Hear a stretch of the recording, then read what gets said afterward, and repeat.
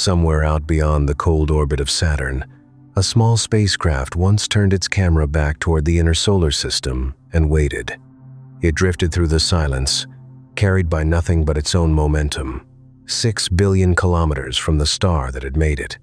And when it finally opened its lens and sent the image home, the photograph it returned did not show a galaxy, or a nebula, or a distant field of blazing suns. It showed a single luminous speck of blue, suspended in a thin shaft of scattered sunlight, smaller than a grain of sand against the black. That speck was us. That speck was Earth. And what made it glow, what made it shine in a way that no other world in the sun's family could shine, was water. 70% of our small planet is covered in a soft, liquid skin of it. There are oceans deep enough to hide entire mountain ranges, clouds heavy enough to redraw continents, rivers patient enough to cut stone. And yet, if you turn the camera in any other direction and look at any other world in this solar system, you will find nothing like it, nothing even close. Mercury is a burned stone. Venus is a crushed oven. Mars is a rust-colored desert. Jupiter and Saturn are vast, empty storms of gas. Uranus and Neptune are frozen blue ghosts. By every honest rule of physics, Earth should be just as dry, just as dead, just as silent as the rest of them.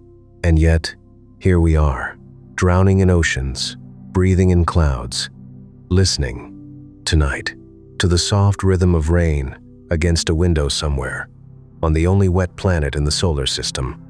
Tonight, we are going to trace the strange, improbable story of that one small blue speck. We are going to ask a question that sounds simple, but has haunted scientists for more than a century. Why is Earth the only wet planet in the solar system? Why, out of 8 worlds and more than 200 moons, did the oceans choose this one? Did the water fall from the sky in a long rain of icy comets? Did it rise from the molten rock of a young and burning Earth? Did it arrive hidden inside asteroids, locked in stone, waiting to be released? Or is our ocean a ghost, older than the planet itself, a memory of a cloud of dust and ice that existed before the sun was even a sun? Tonight, we will follow that question all the way back to the beginning. We will stand on the surface of a newborn Earth while it glows red with molten rock. We will watch the first rain fall and never stop for 1,000,000 years. We will listen to the hiss of a young ocean meeting a young volcano for the first time. We will visit our lost sister Venus and read the quiet evidence that she too once had seas. We will walk the dry shorelines of Mars and touch the places where rivers used to run. We will dive beneath the ice of Europa and Enceladus, into the hidden oceans that no human eye will ever see. And in the end, we will come home. We will sit quietly with the slow, patient miracle that is a wet world. And we will ask what it means that the water somehow, against every odd, stayed. This is a long, quiet journey. There is no rush tonight. You do not need to remember any of it. You do not need to stay awake for any of it. The story will wait for you. The ocean has waited 4 billion years. It can wait a little longer. Before we begin, while the tide is still low and the night is still young, take a moment to like the video and to subscribe, but only if you genuinely enjoy what I do here. These long, slow documentaries take a long time to write and a long time to record, and the quiet support of a thumbs up or a subscription is what lets me keep making them for you. And if you would like, let me know in the comments where you are tuning in from tonight and what time it is for you there. I am always quietly amazed to see how far these stories travel, from a lamplit bedroom in one country to a rainy afternoon in another, from a late shift to an early morning to a long insomniac hour somewhere in between. It is one of my favorite things. Now, if you have not already, dim the lights. Lower the volume just a little, until my voice feels less like narration and more like a soft presence in the room. Loosen anything that is tight. Adjust the pillow. Let your shoulders drop. Take one slow breath in through the nose and a slower one out through the mouth. Let the modern world, with its bright screens and its urgent noise, soften at the edges and begin to fade. Let the deadlines fall away. Let the inbox go dark. Let the weight of the day slip quietly off your chest and into the floor. There is nowhere you need to be tonight. There is nothing you need to solve. You are here, and the ocean is here, and we are going to walk through the whole story of how that came to be. This is the story of the only wet planet in the solar system, and we are going to walk through every step of it together. Imagine, for a moment, that you are not from here. Imagine that you are a traveler from a far younger star, and you have been given the task of surveying this small, ordinary solar system for the first time. You do not know yet which of its worlds, if any, is alive. You do not know yet which of them holds water. You are simply a quiet observer, drifting in from the cold dark of the outer system, with your instruments open, listening. The first world you pass is a sphere of gray and ice, smaller than you expected. A distant blue-green dot named Neptune. It turns slowly in its immense orbit, whipped by winds that move faster than the speed of sound on Earth. Its atmosphere is hydrogen and helium and methane, and beneath that, under unimaginable pressure, there are strange layers of slushy ice and exotic chemistry. There may be water there, in some form, but not like ours. Not an ocean you could sail, not a sea you could hold in your hand. Just a crushed, dark, imprisoned memory of it. You drift inward. Next comes Uranus, tilted on its side as though knocked over long ago by something enormous, rolling through its orbit like a blue-green marble that cannot stand up. It, too, is freezing. It, too, has a deep and silent interior of compressed ices, and it, too, is nothing like home. You continue inward. You cross the orbit of Saturn, with its pale gold bands of cloud and its astonishing rings of shattered ice and dust. The rings glitter in your sensors. They are beautiful, but they are not water. They are fragments of long-dead moons and comets, frozen, pulverized, and spread into a thin disk by the slow pull of gravity. Below them, Saturn itself is a storm without a floor. There is no shoreline there. There is no beach. There is no place for the ocean to land. You pass the ice giants, and you enter the realm of the gas giants proper. You approach Jupiter. Jupiter is enormous. Jupiter is a world so large that more than 1,000 Earths could fit inside it, and its great red spot, the storm you have heard so much about, is itself wider than our entire planet.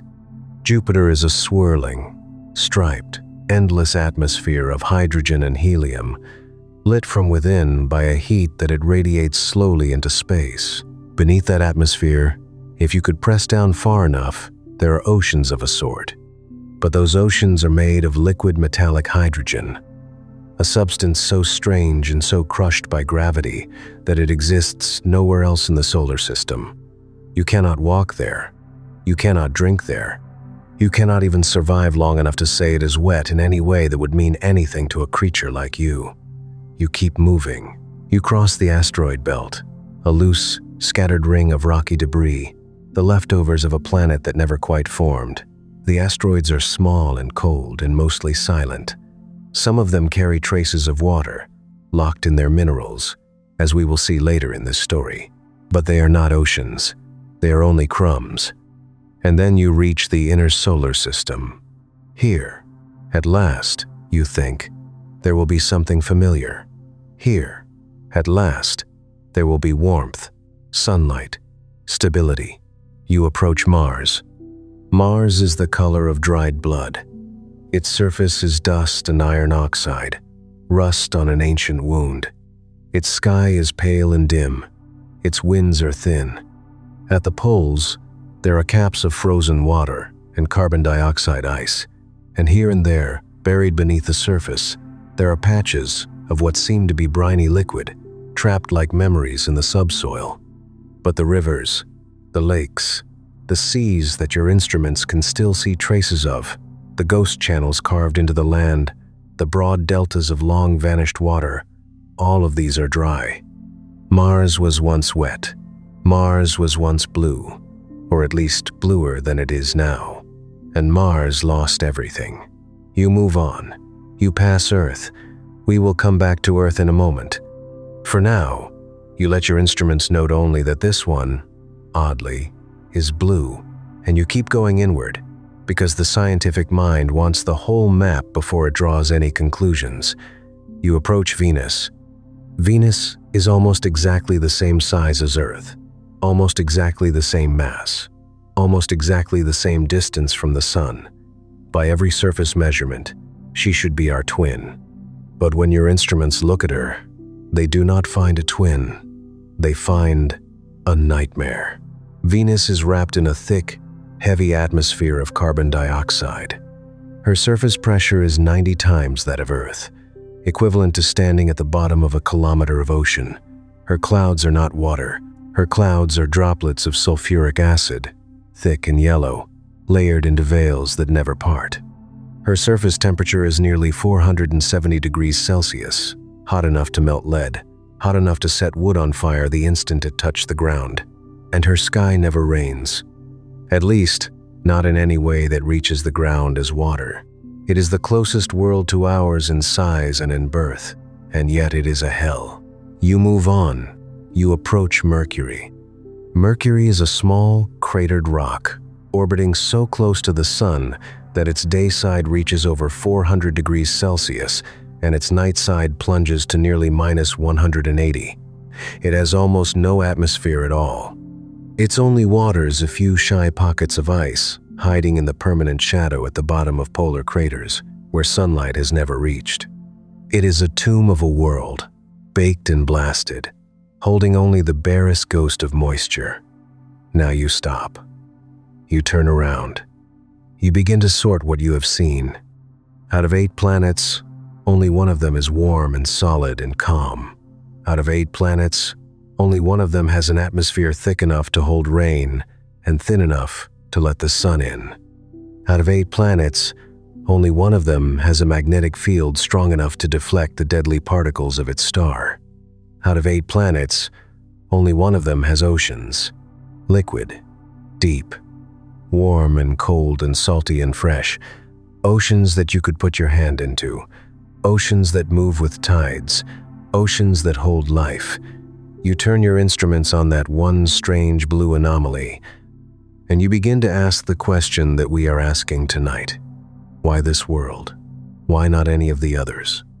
What did Earth do, or what did Earth have, that allowed it, alone among all of these, to become and to stay wet?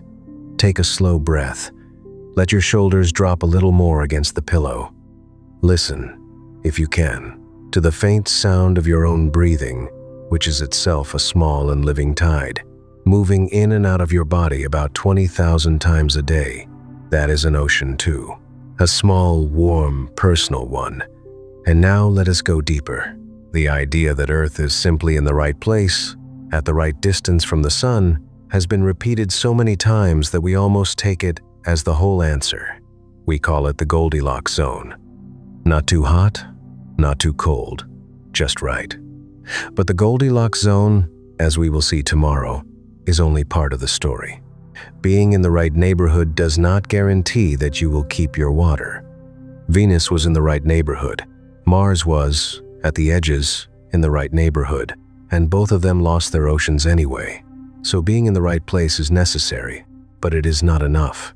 There is something else at work here, something quieter, something more patient, something that involves a collision with another world, a core of molten iron, a precise amount of gravity, a specific kind of atmosphere, a slow cycle of rock, and a long, steady rain that lasted for 1,000,000 years. Over the coming hours, we are going to unpack each of those pieces. We are going to look at why the other worlds failed and why this one, somehow, did not. We are going to find that the dryness of the solar system is the rule and that our oceans are the exception. We are going to find that wet worlds, from the evidence we currently have, are rare. Maybe extraordinarily rare. maybe so rare that, across the entire galaxy, planets like ours sit spaced so far apart that they may never find each other. That thought, that Earth may be a kind of cosmic solitude, a single candle of liquid water burning in the long dark, is not a thought that needs to frighten you tonight. It is, if anything, a soft and almost tender fact. It is the reason the ocean matters. It is the reason the rain matters. It is the reason the slow drip of a faucet in a quiet kitchen at this very hour is a small, miraculous echo of a 4 billion-year-old story. Tonight, we are going to follow that echo. Tonight, we are going to trace the water all the way back to the fire, and we are going to do it slowly. We are going to do it kindly. We are going to do it together. Somewhere above you, whether you can see them or not, the same stars that lit the sky over the first ocean are still shining. They have not gone anywhere. They are only waiting. And the ocean, in its 1,000 forms, from the faucet to the rain cloud to the deep Pacific, is still here too. You are safe with both of them. You are part of both of them. Breathe in, breathe out. In the next chapter, we will step into what scientists call the habitable zone, and we will discover why it is not the tidy, comforting answer that it first appears to be. There is a phrase that has become so familiar in astronomy that most people say it without really thinking about what it means. The Goldilocks zone, the habitable zone. Not too hot, not too cold, just right. It is a phrase that comes to us, as so many of our scientific phrases do, from an old children's story. A little girl wanders into a house in the woods and tries 3 bowls of porridge. One is too hot. One is too cold. One is just right. Somewhere in the middle of the 20th century, astronomers picked up that image and, with a quiet kind of humor, stretched it across the solar system. They drew a thin ring around the sun, a soft band of orbital distance, and they said that inside that ring, and only inside that ring, a rocky planet could hold liquid water on its surface. Closer to the sun than that, the water would boil away. Farther from the sun than that, the water would freeze solid. Only in the ring, only in the narrow band, could an ocean survive. And it was a beautiful idea. It was a calming idea.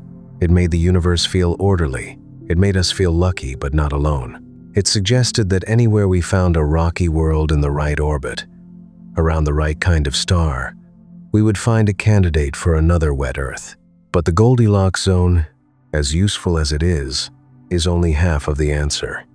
And tonight, we are going to see why. Because the solar system has quietly been giving us a clue for a long time now, a clue that most people overlook. Both Venus and Mars were once inside, or at least on the soft edge of, the habitable zone. Venus, our inner neighbor, sits closer to the sun than we do. Yes, but not by a cosmic amount. At the time of her birth, 4.5 billion years ago, when the young sun was dimmer and cooler than it is now, Venus would have received almost exactly the kind of warmth that Earth received. She was, by every early measurement, a twin. And Mars, our outer neighbor, sits a little farther from the sun than we do, but again, not by a cosmic amount. In the early solar system, when the sun was still gaining strength and the outer worlds were still settling into their orbits, the upper edge of the habitable zone would have swept across Mars like a warm tide. Mars too had her chance. Mars too, for hundreds of millions of years, was probably a blue world, or at least a partly blue one. She had rivers. She had lakes. She may even have had a shallow ocean in her northern hemisphere, a flat and quiet sea reflecting a pink sky. We will walk along those dry shorelines in a later chapter. For now, what you need to hold gently in your mind is only this. Being in the Goldilocks zone was not enough. Being in the right orbit did not save Venus. Being in the right orbit did not save Mars. Something else was needed. Something that we, on this one small blue world happen to have. So let us ask, slowly and carefully, what that something else might be. The first piece of the puzzle is size. A planet that is too small cannot hold onto an atmosphere. Its gravity is too weak. Over time, the lightest gases, hydrogen and helium and water vapor, simply drift away into space, pulled loose by the heat of the sun and the pressure of the solar wind. Mars is small. Mars has roughly 1/10 the mass of Earth. And that, quietly, was one of her first losses. Her gravity could not keep her atmosphere pressed against her surface. Her air thinned. Her water, exposed to harsher radiation, began to split apart into hydrogen and oxygen. The hydrogen escaped to space. The oxygen bonded with the rusting iron in her soil and turned her the color she wears today. So Mars, over hundreds of millions of years, slowly breathed her oceans away. The second piece is the opposite problem. A planet that is too close to the sun and too similar in size to Earth can still suffer a different kind of death, a kind of heat that becomes self-sustaining. On Venus, the early warmth from the sun was enough to keep most of her water as vapor in the atmosphere rather than as liquid on the surface. Water vapor, unlike liquid water, is a powerful greenhouse gas. It traps heat, and the more heat it traps, the more water evaporates. And the more water vapor enters the sky, and the more heat is trapped again. This is what scientists call a runaway greenhouse. Once it begins, it does not stop. On Venus, the air grew hotter and hotter. The oceans, if they ever formed at all, boiled into the sky. The water vapor was slowly broken apart by sunlight high in the atmosphere, and the freed hydrogen escaped to space. The carbon dioxide that had been locked in her rocks was baked back out. The sky thickened. The surface cooked. And today, Venus stands as a terrible, quiet warning. She had the right distance. She had the right size. She had, at the beginning, the right ingredients. And she lost her oceans anyway. The third piece is the atmosphere itself. An atmosphere has to be thick enough to hold heat in, to keep liquid water from freezing, but thin enough and balanced enough that it does not cook the surface. It has to contain the right mixture of gases, not too much carbon dioxide, not too little, with water vapor and nitrogen and oxygen in a quiet and stable rhythm. It has to breathe. An atmosphere is not just a blanket. It is a living system, influenced by volcanoes, by oceans, by the chemistry of the rocks below, and, eventually, by the living things that rise out of those oceans and begin to shape the sky in turn. On Earth, all of this came together. On the other inner worlds, it did not. The fourth piece is a magnetic field. This is a piece that most people do not think about, but it is, perhaps, one of the quietest and most important protections we have. Deep inside Earth, at our core, there is a sphere of molten iron and nickel, and around it, a churning layer of liquid metal that moves like a slow sea. That movement, that slow, invisible circulation of molten metal, generates the magnetic field that wraps around our planet like an unseen shell. That shell deflects the constant stream of charged particles from the sun, the solar wind that would otherwise strip our atmosphere away over hundreds of millions of years. Mars, being small, cooled early in her history. Her core stopped churning, her magnetic field weakened, and in most places, vanished. And once that shield was gone, the solar wind began, slowly but relentlessly, to peel her atmosphere away, particle by particle, layer by layer. There are instruments in orbit around Mars right now that can still watch it happening. The slow, silent theft of a planet's air. On Earth, our core is still molten. Our magnetic field is still strong. And because of that, our oceans are still protected, every second of every day, by a shield we cannot see. We will come back to that shield in a later chapter, because it deserves its own time. The fifth piece is water itself. And this is the one that most people do not realize is a piece at all. Even if a planet is the right distance, the right size, with the right atmosphere and the right magnetic shield, it still needs water to have arrived in the first place. Water is not automatic. Water is not guaranteed. In the fiery early solar system, close to the young sun, the inner worlds formed in a zone that was simply too hot for water to condense. The rocks that became Mercury and Venus and Earth and Mars were born dry. If the story had ended there, we would have no oceans, no rain, no rivers, no you listening tonight. So how did our planet dry at birth end up 97% of the solar system's known liquid water? That is a question we will walk into more deeply in Chapter 5, where we will meet the comets and the asteroids and the hidden water inside ancient stone. For now, we only need to know that water had to come from somewhere else, that it arrived slowly, over a long time, through a series of delicate and patient deliveries. The sixth piece is plate tectonics. Earth's crust is cracked, like a dry lake bed, into enormous plates. Those plates drift slowly on the molten mantle beneath them, crashing and sliding and sinking. When one plate slides under another, it drags the rocks of the ocean floor down into the deep earth. Some of those rocks carry water inside them, locked into their minerals. That water is then released, over millions of years, back up into the atmosphere and the oceans by volcanoes. This is a cycle, a patient, breathing cycle. The ocean loses water to the rocks. The rocks give it back through the volcanoes. Without plate tectonics, that cycle breaks. Mars does not have it. Venus does not have it, or at least, not in the way we do. Our sister worlds are closed systems. Their rocks swallow water and do not return it. Ours do.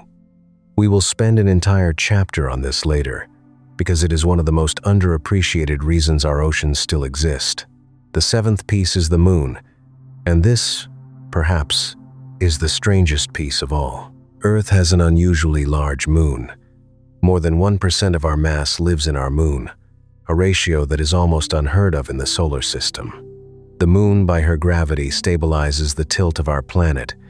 Without her, Earth's axis would wobble wildly over geological time, sometimes swinging the poles toward the sun, sometimes toward deep space. Our climate would lurch between extremes. Our oceans, if they had managed to form, would be far more difficult to hold in stable shorelines. The moon keeps our tilt polite. She keeps our seasons gentle. She pulls the tides in a long, steady rhythm. And she is not a coincidence.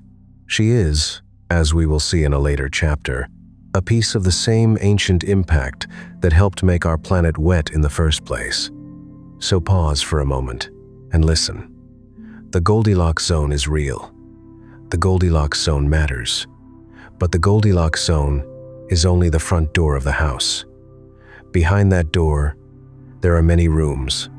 There is the room of size, and the room of atmosphere, and the room of magnetic field, and the room of water delivery, and the room of plate tectonics, and the room of a strange, oversized moon. All of those rooms have to be occupied. All of those rooms have to be warm. A planet becomes wet not because it is in the right orbit. A planet becomes wet because it wins a long, quiet lottery, a lottery with many cards, and because someone keeps drawing winning cards for billions of years without ever losing one. Earth, somehow, has kept drawing. Venus drew 5 cards and stumbled on the 6th. Mars drew 3 and stumbled on the 4th. Mercury never picked up more than 1. And the outer worlds were dealt an entirely different kind of hand. A hand with no surface, no solid ground, no possibility of ocean as we know it. This is not to say that Earth is special in any moral way.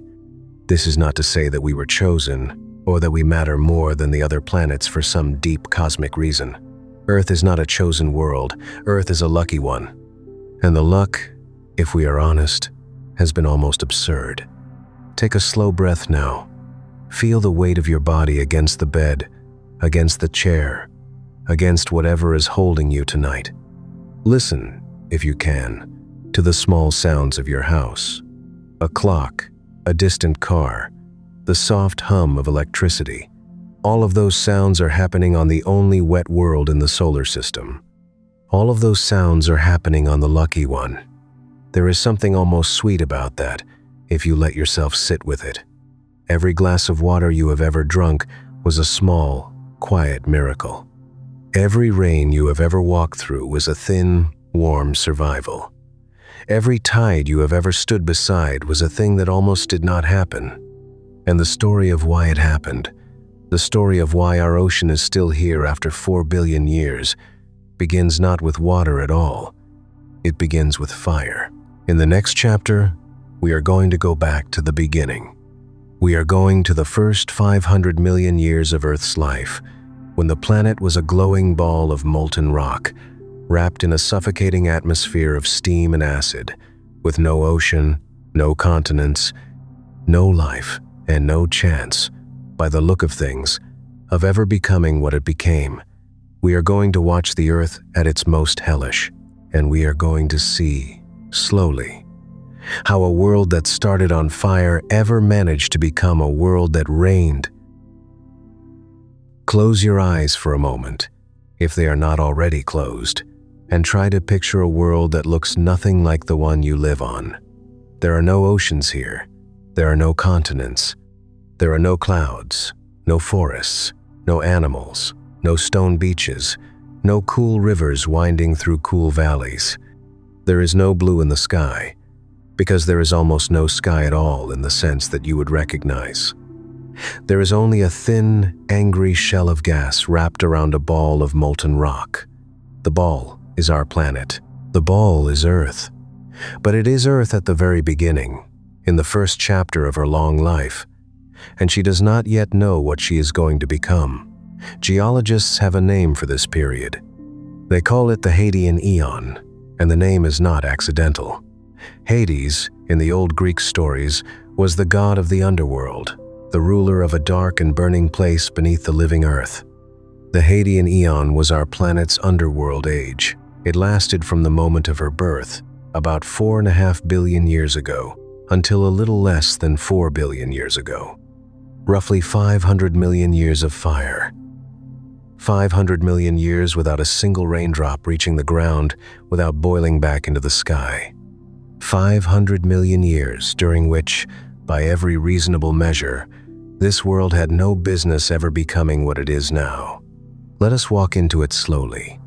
The young Earth, fresh out of the cloud of dust and gas that had been circling the newborn sun, was not a tidy sphere. She was a hot, lumpy, half-melted thing, still gathering mass from the constant rain of smaller bodies around her. The inner solar system, in those first 100 million years, was a crowded and violent place. There were trillions of fragments of rock and ice and metal, flying along half-formed orbits, crashing into each other, merging, breaking apart, and merging again. Every time one of these fragments struck the young Earth, it delivered a colossal amount of energy. Every collision added heat. Every collision deepened the glow. The infant Earth was being hammered, ceaselessly, into her final shape. And all that hammering had a consequence. Heat does not simply vanish. It has to go somewhere. The immense energy of all those impacts, combined with the slow warmth of radioactive elements decaying in her interior, kept the whole planet, surface and core, in a molten or near-molten state. Her crust, if we can even call it a crust in those early days, was a thin, cracked film floating on a sea of liquid rock. The sea of liquid rock was hundreds of kilometers deep. In places, it rose to the surface as lakes of magma, wide and bright and angry, glowing orange and red beneath a dark sky. In other places, it cooled briefly into a thin black skin, only to be broken again by the next impact, the next volcanic pulse, the next surge of heat from below. If you could somehow have stood on that young Earth, wrapped in whatever protective gear your imagination allows, you would have seen a world lit not by the sun, but by itself. The ground would have glowed. The horizon would have flickered. The air, if you can call it air, would have been choking, unbreathable. and heavy with steam, with carbon dioxide, with sulfur, with methane, with every volatile gas that the molten rocks were belching up from below.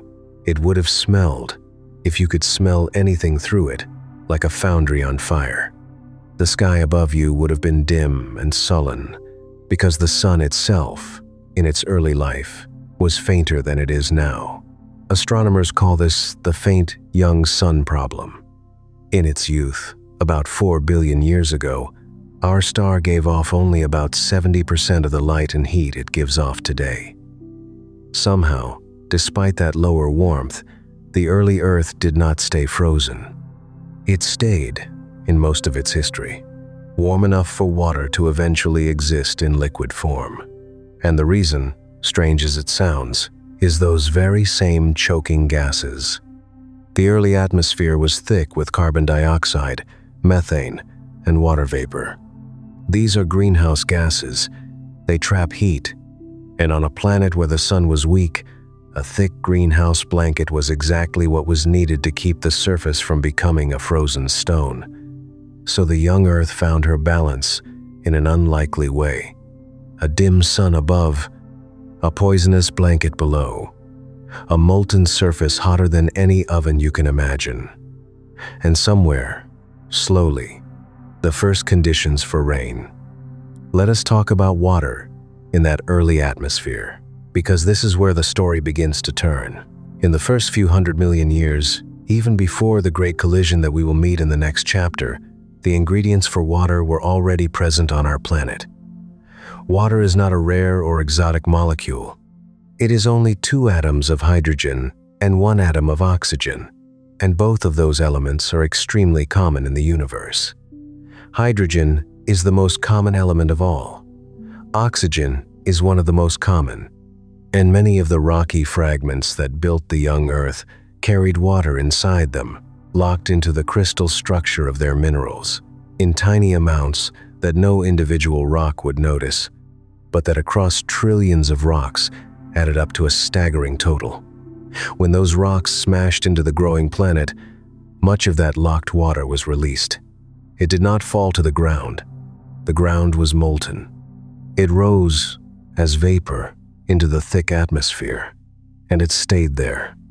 There was another source as well. The young Earth's own interior, as it churned and cooked, released water vapor through volcanoes. Every volcanic eruption, and there were many, belched steam into the sky. The atmosphere filled, slowly, with immense quantities of water, but not a drop of it could land. The surface of the planet was far too hot for liquid water to exist. Any droplet that tried to form in the upper atmosphere, and that tried to fall, would simply flash back into vapor on the way down.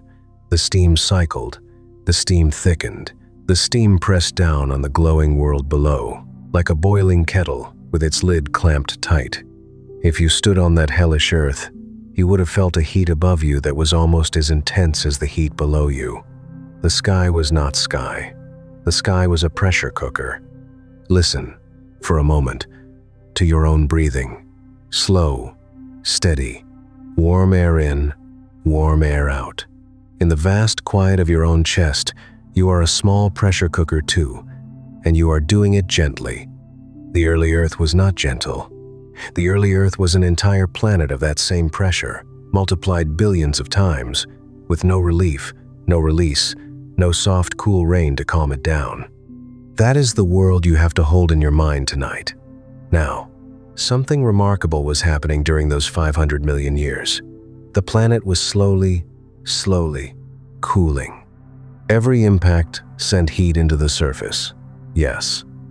But between impacts, the surface radiated heat back into space. In the earliest times, impacts came faster than the planet could cool, and the surface stayed molten. But as the solar system settled, as the leftover fragments were gradually swept up or flung away, the rate of impacts dropped. The pauses grew longer. The glow of the surface began, in places, to dim. Thin, floating plates of cooled basalt began to drift on top of the magma sea, like scum on the surface of hot soup. They would form, They would break. They would reform a little thicker the next time. And as these first primitive crustal plates cooled, something quiet began to shift. The temperature of the upper atmosphere dropped. The temperature of the lower atmosphere, still scalding, began to fall by small amounts. And somewhere, at some unrecorded moment in the early Hadean, the very first water droplet, somewhere high in the choking sky, managed to survive long enough to fall a little way toward the ground before it boiled. It did not reach the surface. It did not need to. Its existence was enough to mark the beginning of something. The first possibility of rain. Another 100 million years passed. Another 100 million.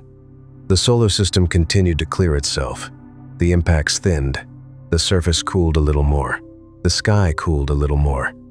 And finally, somewhere around 4 billion years ago, give or take 100 million, conditions reached a point where water could fall all the way down without vanishing on the way. That moment, whenever it happened, is one of the quietest turning points in the history of our world. Because when that first true rain fell, it did not stop. We will walk into that rain in Chapter 6. For tonight, I only want you to hold this image. A planet that was once molten. A planet that was once a glowing furnace wrapped in a poisonous sky. A planet that, by every rule of planetary formation, should have been a second Venus, hot, dry, strangled. And yet, somehow, the fire began to lose. Somehow, the rain began to win. One of the great puzzles of the Hadean is that the Earth became habitable much faster than scientists used to think.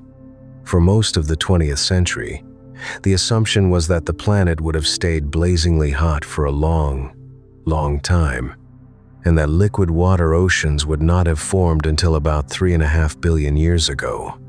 But then, in the late 1990s, something changed. Geologists in Western Australia found extremely old grains of a mineral called zircon, tiny crystals only a few hundredths of a millimeter across, that were more than 4 billion years old. Zircons are remarkable for a number of reasons. They are extraordinarily tough. They survive weathering, melting, and pressure in ways that most minerals do not. And they trap, inside them, chemical fingerprints of the environment in which they formed. When scientists looked at these ancient zircons, they found a small, quiet surprise. The chemistry of the crystals suggested that they had formed in the presence of liquid water, not steam, not vapor, liquid, which meant that, as early as 4.25 billion years ago, perhaps only 250 million years after the planet's birth, there may already have been oceans of some kind on the surface. Shallow, perhaps. Hot, certainly. But there. The Hadean, in other words, may not have been quite as hellish as we used to imagine. The underworld age may have had moments of early twilight. The fire may have already been learning, in its quiet way, how to lose to water. Think about that for a moment, as you let your shoulders drop against the pillow. Our planet, in the oldest parts of her life, may have already been beginning to be wet. The water was already gathering. The rain was already starting to work out how to fall. The sky was already doing its slow chemistry, preparing the world below for the long, soft soaking that was still to come. And all of it was happening under a dim young sun, above a still half-molten surface, in an atmosphere that would have killed you in a breath. Life, however, was not yet anywhere. Life would have to wait. But the stage for life was being set, very quietly, by the slow cooperation of rock and steam and patience. Before the great rain could begin, before the first ocean could take its true shape, one more thing had to happen. One more event, one more enormous, almost impossible event. An entire other world, a young planet about the size of Mars, was on a slow collision course with the young Earth. And when that collision happened, it would reshape not only our planet, but the chemistry of our atmosphere, the identity of our moon, and, arguably, the entire future of water on the surface. In the next chapter, we are going to watch that collision. We are going to stand at a respectful distance and see what happens when two young worlds become one. And we are going to find that the event that almost destroyed the Earth may also have been the event that saved her. Somewhere between 4.5 billion years ago and 4.4 billion years ago, in the quiet mathematics of the early solar system, two young worlds found themselves on a path that could only end one way. They were not in a hurry. They did not know they were falling toward each other. Planets do not know anything. They only fall. The first of these worlds was our own young Earth, still glowing from her Hadean birth, still wrapped in her thick steam atmosphere, still hot enough in most places to melt iron. She was not yet the blue marble she would become. She was a dim, red, half-liquid sphere, spinning quickly on her axis, a day lasting only about 6 hours. She had no moon. The sky above her was empty of any companion. The second world is the one most people have never heard of, and yet it is the one that may have changed everything. Scientists have given it a name, borrowed from the old mythology that gave us our calendar. They called it Theia. In Greek myth, Theia was the mother of the moon goddess. The choice of name is not an accident, because Theia, the planet, was about to become the mother of our moon. Theia, by the best calculations we currently have, was about the size of Mars. Smaller than Earth, but not by a huge amount. About half Earth's diameter. She had her own core of iron, her own mantle of rock, her own thin young crust. She was orbiting the sun at roughly the same distance Earth was, in an orbit that was just similar enough, just close enough, that over tens of millions of years, the gentle gravitational tugs of the other growing planets slowly pushed her into the path of Earth. She was not aimed at us. She did not come tearing through space like a missile. She drifted in, slow and enormous, on a trajectory that closed the gap between her and Earth 1 kilometer at a time. For a long time, perhaps for millions of years, they orbited near each other without touching. Then, one day, the math ran out. The gap closed. The last kilometer vanished, and Theia struck the Earth. We do not know exactly where she hit. We do not know the exact angle. The best computer simulations suggest that she struck at a glancing angle, not head-on, but at a tilt, the way a billiard ball strikes another at the corner. The impact speed was enormous, tens of thousands of kilometers per hour. The combined mass of the two worlds coming together released an almost unimaginable amount of energy, more energy than all the earthquakes, eruptions, and storms in our entire 4-billion-year history, combined, multiplied by numbers we cannot easily hold in our minds. If you had been standing on the surface of Earth in the moments before the collision, you would have seen Theia fill the sky, not as a small, bright point like a comet or an asteroid, but as an entire second horizon, a looming wall of rock and glowing crust, close enough to reach up and touch, and then the wall would have arrived. There is no way to describe what happened next in words that truly fit. The outer layers of both worlds were instantly vaporized. Rock turned to gas, metal turned to plasma. The mantles of Earth and Theia, molten and deep, were stirred into each other like two cans of paint being swirled. A vast spray of debris, much of it hotter than the surface of the sun, was flung into a spinning disk around what was left of the Earth. For a brief and terrible moment, our planet was surrounded not by sky, but by a ring of glowing molten rubble, a second Saturn of fire. The Earth herself was not destroyed. She was, if anything, rearranged. The iron core of Theia, heavy and dense, sank down through the molten Earth and joined our own core, enriching it, thickening it, making it bigger. The mantles of the two worlds merged. The surface of the Earth became, for a time, a planet-wide ocean of lava. And then, over hundreds or thousands of years, which in planetary terms is almost instantaneous, the debris ring began to do something remarkable. The pieces of rock and dust in that ring, held together by their own slow gravity, began to clump.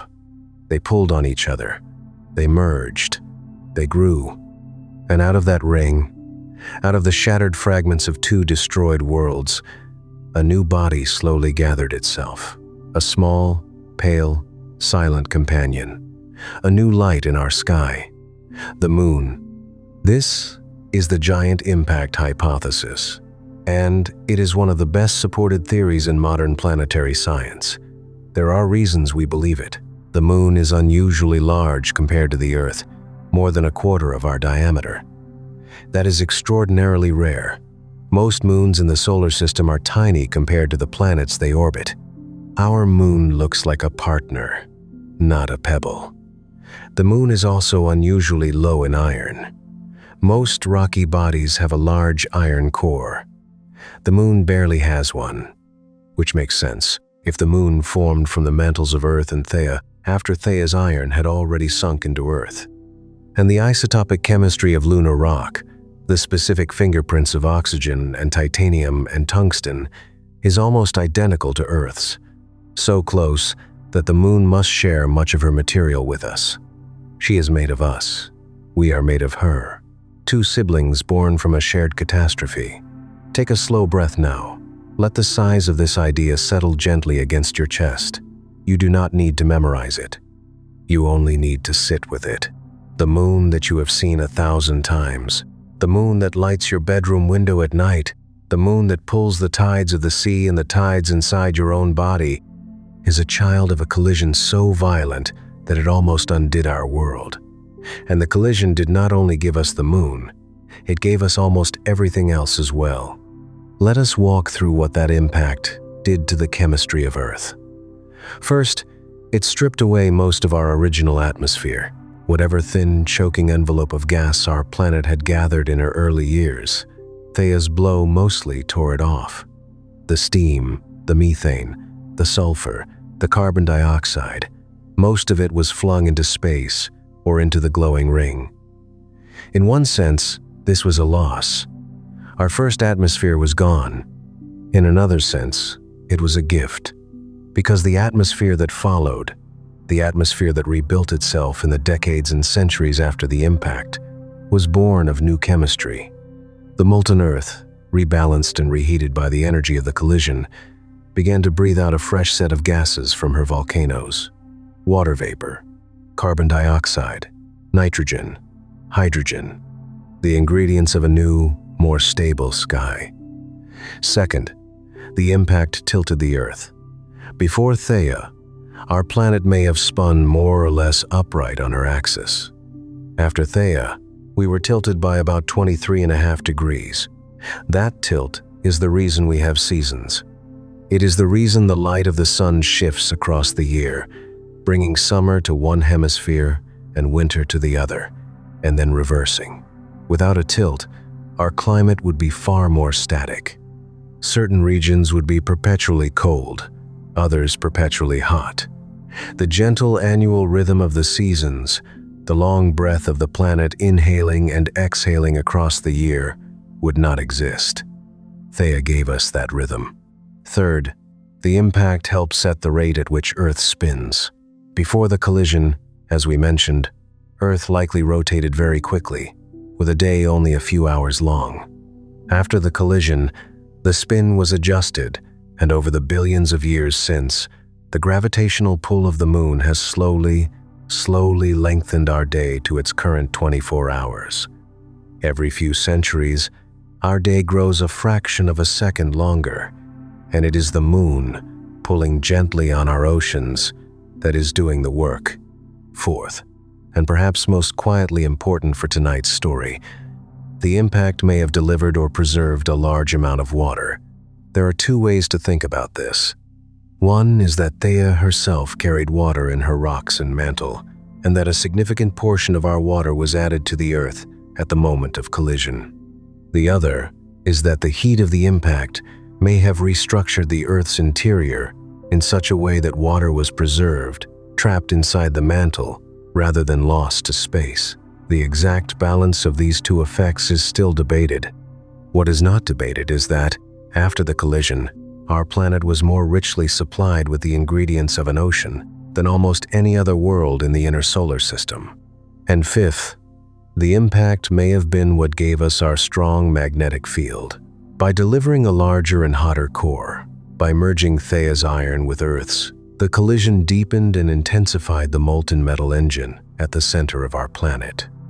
That engine, as we saw in the last chapter, is what drives the magnetic shield that protects our atmosphere and our oceans from the solar wind. Without that shield, water vapor in our upper atmosphere would have been stripped, slowly, century after century, and our oceans would have shrunk.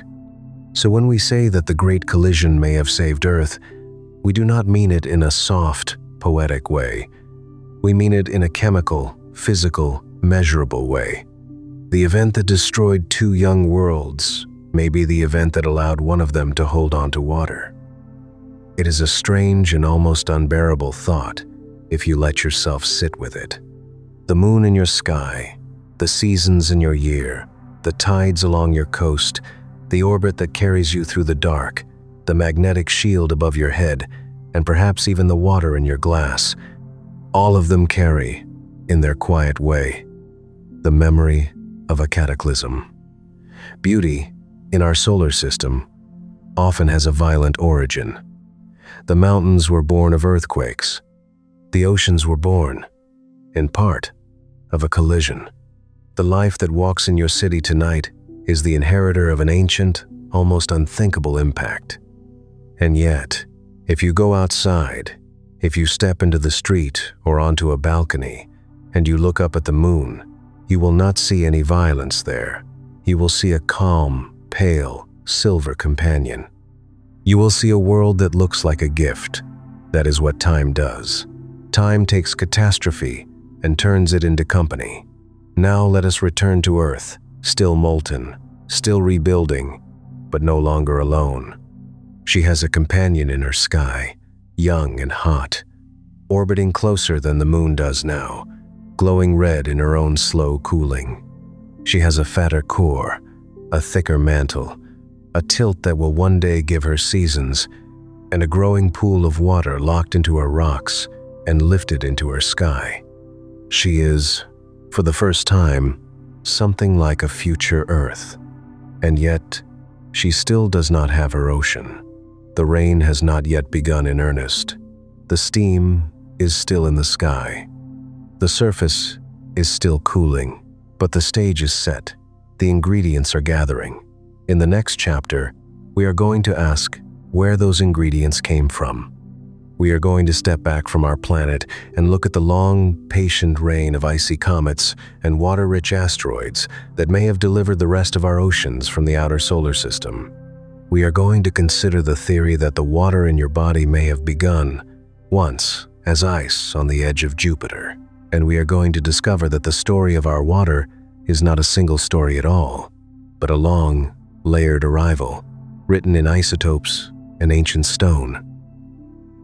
For most of human history, the question of where our oceans came from did not really have a scientific answer. It had only stories. In one old story, the sea was the sweat of a giant's brow. In another, it was the tears of a goddess. In another, it rose up from a hidden world below, or poured out of a vast celestial urn, or was simply spoken into existence by a patient voice in the dark. These stories are beautiful. They are not wrong in the way that matters most to those who told them. But they are not the story we are asking about tonight. Tonight, we are asking a smaller, more chemical question. Where, in a molecular sense, did the water in our oceans, in our rivers, in our rain, in your glass, in your body, actually come from? How did two atoms of hydrogen and one atom of oxygen find each other in enough quantities to cover 70% of the surface of this particular world? And the surprising truth is that science, even now, more than a century after beginning to ask the question in earnest, still does not have a single clean answer. It has three possible answers, and they are almost certainly all partly true. Let us walk through them together. The first theory is the old one, the one that captured the imagination of astronomers for most of the 20th century, the comet theory. Comets are the wanderers of the outer solar system. They form far from the sun, out beyond the orbit of Neptune, in a vast cold reservoir of icy debris. Some of them come from what we call the Kuiper Belt, a broad disk just beyond Neptune. Some of them come from the Oort cloud, an immense spherical shell of icy fragments that surrounds our solar system like a faint fog, nearly a light year away from the sun. Comets are, in essence, dirty snowballs.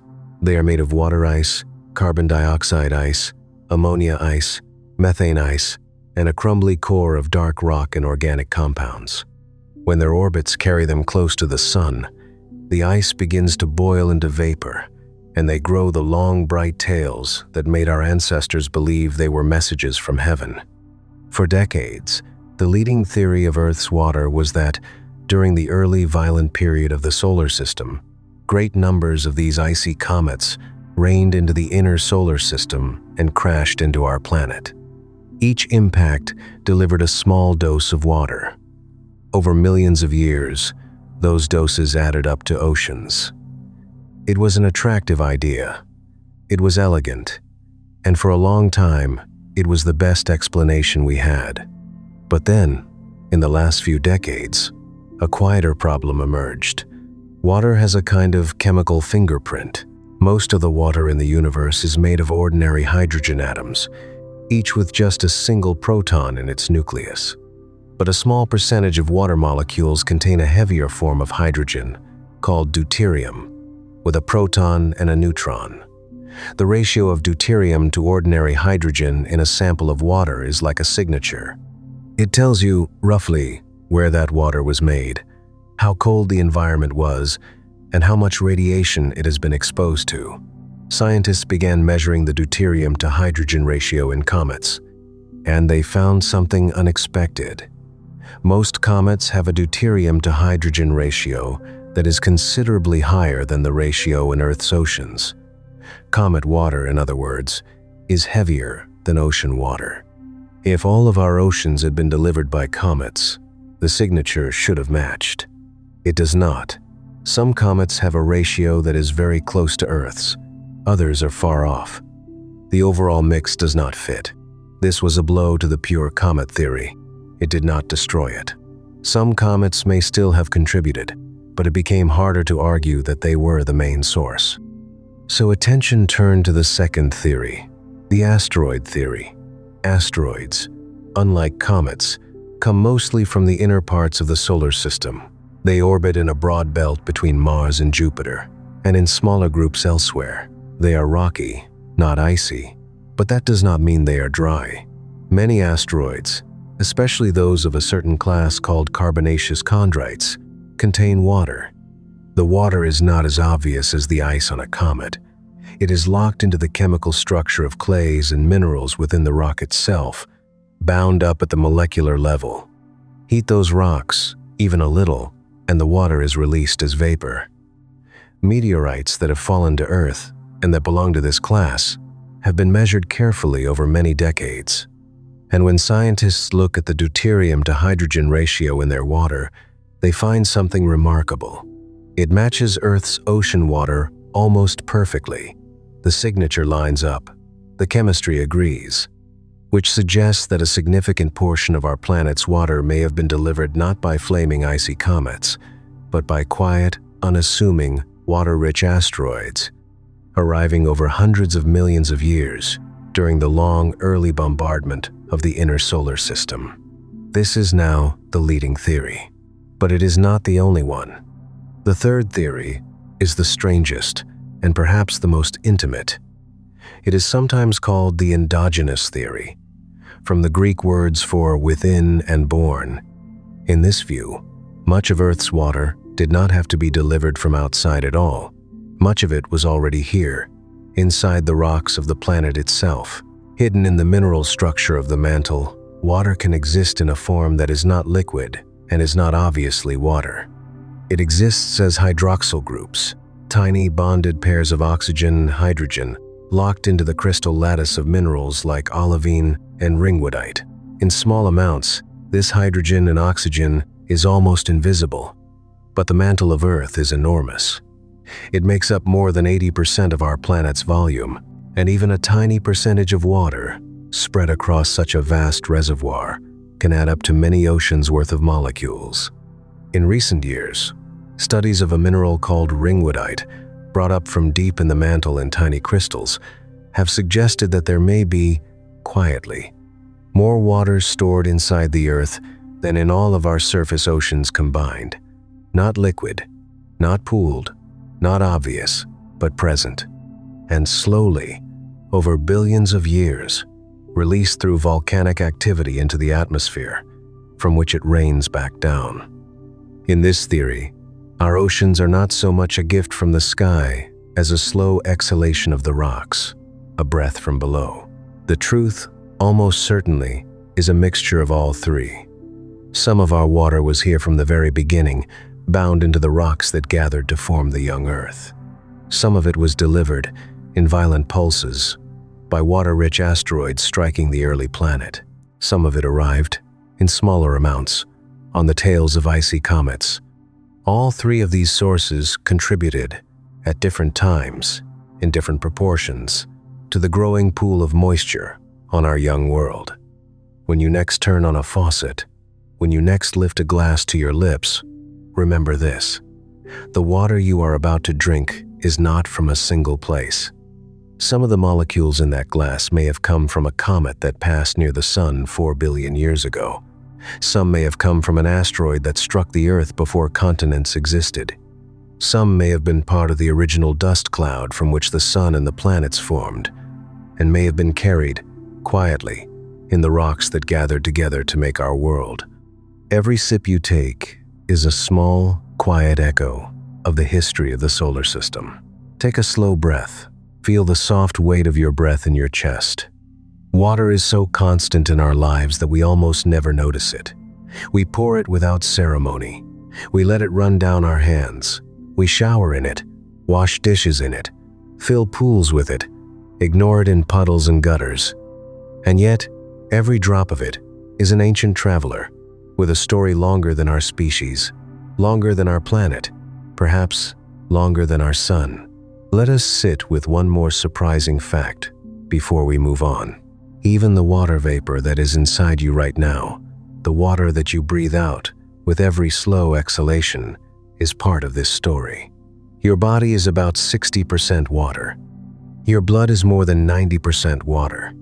Every cell in you depends, moment by moment, on the presence of water to carry nutrients, to carry messages, to dissolve the molecules of your metabolism. And all of that water, every drop of it, is cosmic. It was here long before you were. It will be here long after you are gone. You are only borrowing it for a little while. When an astronaut floats in the cupola of the International Space Station and looks down at the Earth, the single most obvious feature of our planet is the water. It is what makes us visible from space. It is what makes us shine. And because of the story we have just walked through, we can now say something almost tender. That water, that shining blue skin that wraps our world, is not simply ours. It is a collective inheritance from countless small deliveries, from the patient chemistry of ancient rocks, from the bones of shattered comets, from the hidden groundwater of the deep mantle. We are not the owners of Earth's water. We are only its current temporary guests. Now, let us allow ourselves one more glance back at the young Earth. She is post-Theia. She has a moon. She has a tilt. She has a thicker core and a stronger magnetic shield.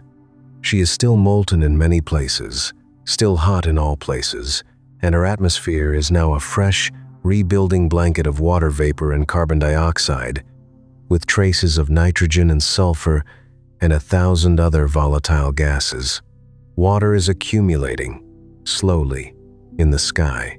Some of it is arriving on meteorites and comets. Some of it is being breathed up as steam from beneath the surface. Some of it was always here, hidden in the rocks from the beginning. All of it is waiting for the planet to cool enough to release it as rain. And eventually, she does. Eventually, the pressure cooker begins to crack its lid. Eventually, the first real drops fall and survive the journey to the ground. Eventually, the sky begins to weep. In the next chapter, We are going to step quietly into that rain. We are going to sit at the edge of the great storm that lasted, by some estimates, for nearly 1,000,000 years. And we are going to watch as the fire planet becomes the rain planet. We are going to watch the birth of the first true ocean. Try, for a moment, to imagine a storm that never stops. Not a storm that lasts a day, or a week, or a winter. A storm that lasts longer than human civilization, longer than our species, longer than the forests and the mammals and the dinosaurs and the trilobites. A storm that begins before any of those words have meaning and continues without a single dry hour until it has changed the face of an entire world. That is the storm we are stepping into tonight. Geologists do not have a single tidy name for it. Some call it simply the first rain. Some call it the Great Deluge. Some scientific papers refer to it more quietly as the prolonged condensation phase of the early Hadean atmosphere. Whatever we call it, it is the longest rain in the history of this planet, and perhaps the longest continuous weather event in the known universe. By the best current estimates, it lasted somewhere between a few 100,000 years and nearly 2,000,000 years. Not a single raindrop of those millions of years ever fell on a forest, because there were no forests. Not a single raindrop ever fell on a person, because there were no people. Not a single raindrop ever struck a roof or a street or an umbrella. It fell only on rock, only on stone, only on the slow cooling skin of a world that had spent 500 million years as a furnace. And when it finally began to fall, it did not stop. Let us set the stage. The young Earth, as we saw in the last chapter, has been gathering water in her sky for a long time. Water vapor from her rocks, water vapor from impacts, water vapor from the slow chemistry of her interior. The atmosphere, in the centuries after the Theia collision, has become thick with it. The sky above the cooling surface is not the pale blue dome that you see when you step outside. It is a dense, hot, steaming gray, lit from above by a faint sun and from below by the lingering red of molten rock. There are almost no stars visible from the surface. The sky is too thick. The clouds are too dense. It is as if the planet has wrapped herself in a heavy gray cloak and is, in her own slow time, beginning to weep beneath it. Now, for millions of years, this water vapor has not been able to fall. The surface has simply been too hot. Any droplet that begins to form in the upper atmosphere and that tries to fall encounters air near the ground that is still hotter than the boiling point of water. The droplet flashes back into vapor long before it reaches the stone. The water cycles, the water waits. The water cannot quite make the journey all the way down, but the earth is cooling, slowly, century by century, millennium by millennium. The surface is beginning to stabilize. The molten oceans of lava are beginning to skin over with thin, dark plates of basalt. The volcanoes are still active, but they are no longer everywhere at once. There are patches of the planet where the ground is dropped, finally, below the boiling point of water. Those patches are small at first. A valley here, a highland there, a cool black plain of cooled rock. But as each century passes, the cool patches grow. And one day, somewhere on the young Earth, the first raindrop manages to complete its journey. It is a small thing.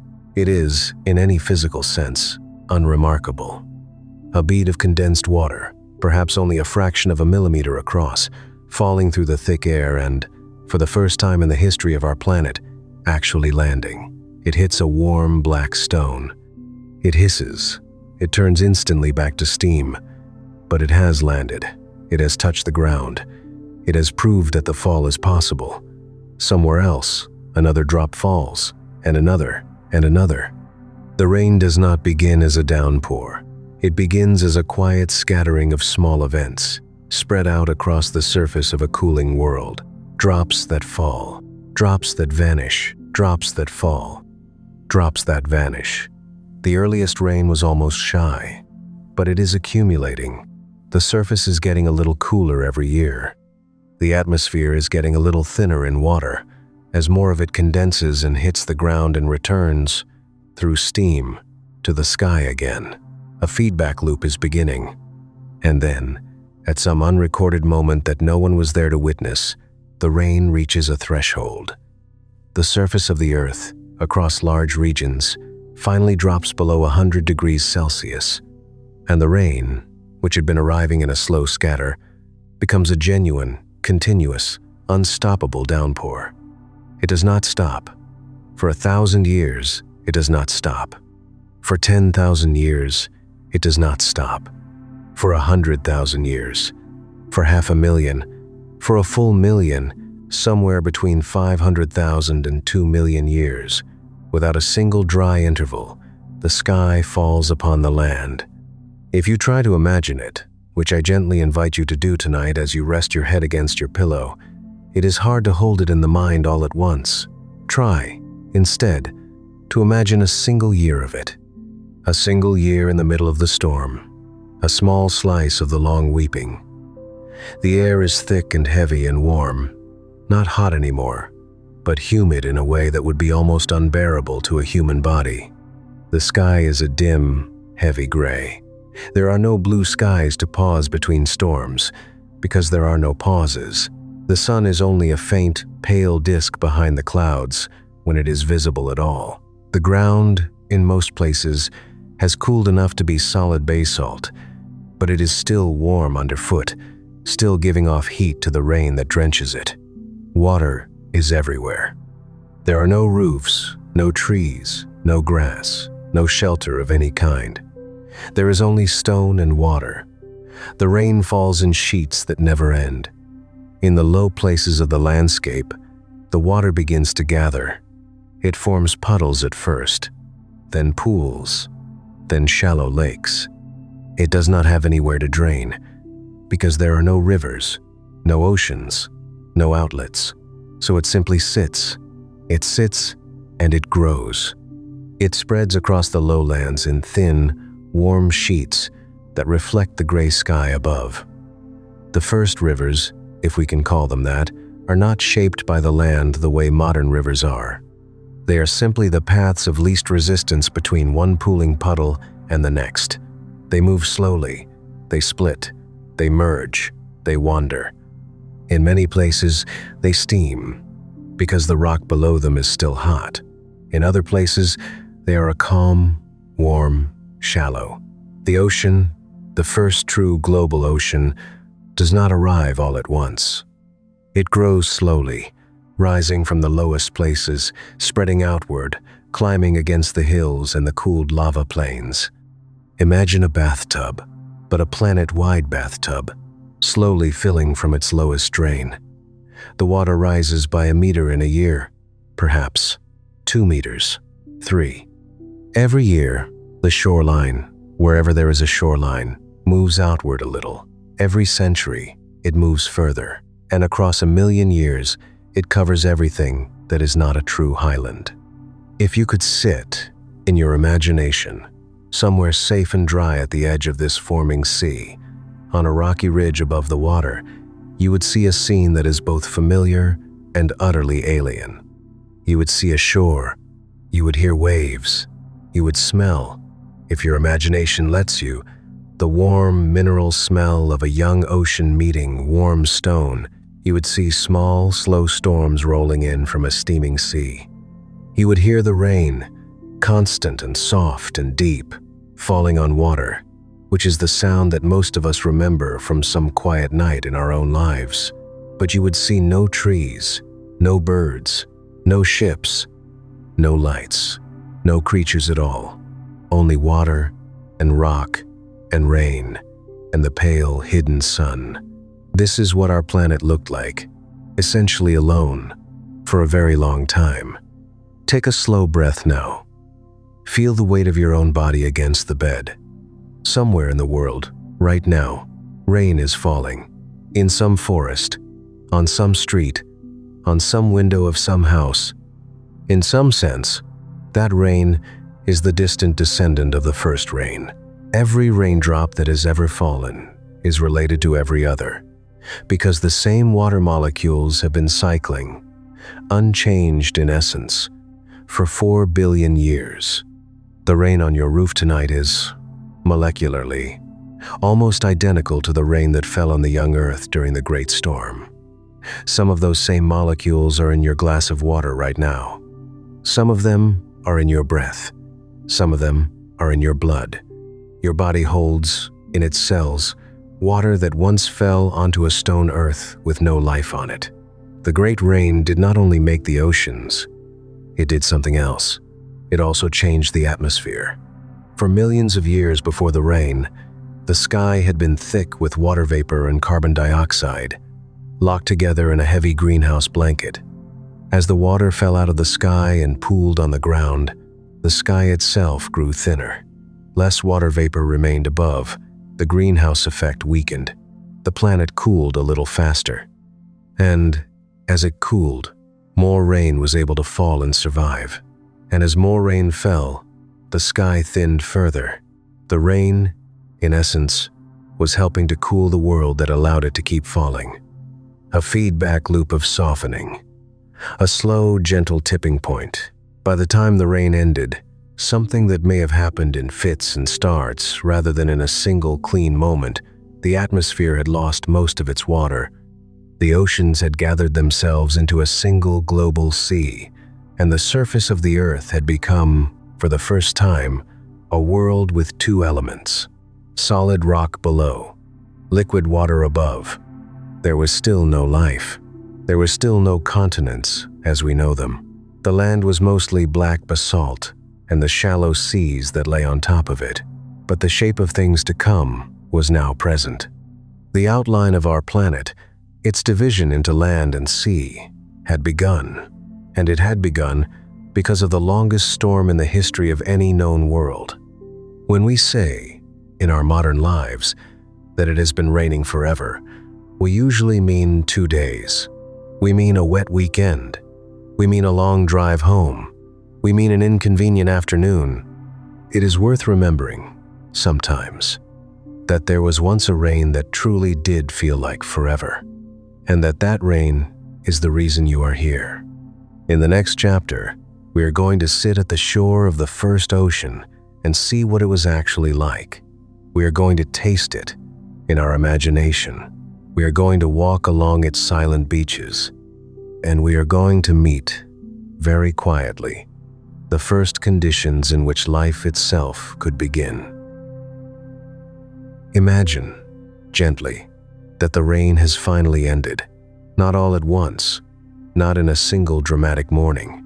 The great storm did not have a final day. It tapered, it thinned, it softened. Over thousands of years, the constant downpour became occasional. The sky, once a permanent gray cloak, began to crack open in places, allowing the first thin shafts of pale sunlight to reach the ground in centuries. The clouds did not go away. They will never go away on Earth, but they began to break, and beneath them, for the first time in our planet's long life, there was something to see other than fire and stone. There was a sea, a whole planet-wide sea, a single, almost continuous ocean, broken here and there by a few high islands of dark basalt, by a few smoking volcanic peaks, by a few low scattered ridges of lava that had cooled into stubborn black crowns above the water. Most of the surface of Earth was now liquid. The proportion was nothing like the 70% we know today. Some scientists believe that, in the very early ocean phase, 90% or more of the planet's surface may have been covered in water. There were no continents yet. There were no familiar shapes of land. There were only scattered islands and ridges, and around them, in every direction, a warm, shallow, planet-wide sea. Walk with me, in your imagination, to the edge of that water. Stand on a low rock at the shore. The air around you is warmer than any modern beach you have ever stood on. The atmosphere is still thick, still heavy, still rich in carbon dioxide. There is more pressure on your shoulders than you would feel today. the kind of pressure you might feel under several extra meters of water. The sun above is still pale, still partly veiled by clouds. The sky has not yet learned how to be blue. It is more often a soft pink, or a faded yellow, or a dim orange, depending on the slow chemistry of the air. The light is the kind of light you might see during an early morning fog, but warmer and slower and somehow older. The sea before you does not look like the sea you know. It is not the deep, cold blue of the modern Pacific. It is not the turquoise of a tropical lagoon. It is, in many places, a strange, hazy green, sometimes shading toward a soft brown, sometimes toward a dim olive. The color comes from chemistry. The early ocean was not pure. It was rich in dissolved iron, which gave it a green and rust hue. It was rich in dissolved minerals, salts of all kinds, that had been leached from the warm volcanic rocks beneath. It tasted, if you could taste it, sharp and metallic, like blood mixed with seawater. It was nothing like the simple, salty taste of a modern ocean.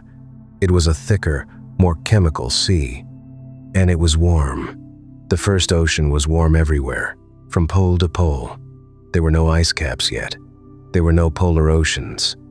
The whole planet was, by modern standards, a single immense bath, with average temperatures perhaps in the 70s and 80s Celsius in many places, and even hotter near the volcanic vents that bubbled up from the floor below.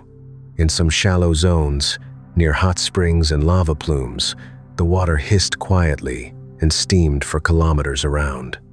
In other places, far from any volcano, the surface was calm, slow, and warm enough that you could imagine a body floating in it without effort, the way a body floats in a warm bath at the end of a long day. Listen. The sea has its first sounds. They are not the sounds you would hear at a modern beach, because there are no gulls, no waves crashing on a familiar shore, no boats in the distance, no people.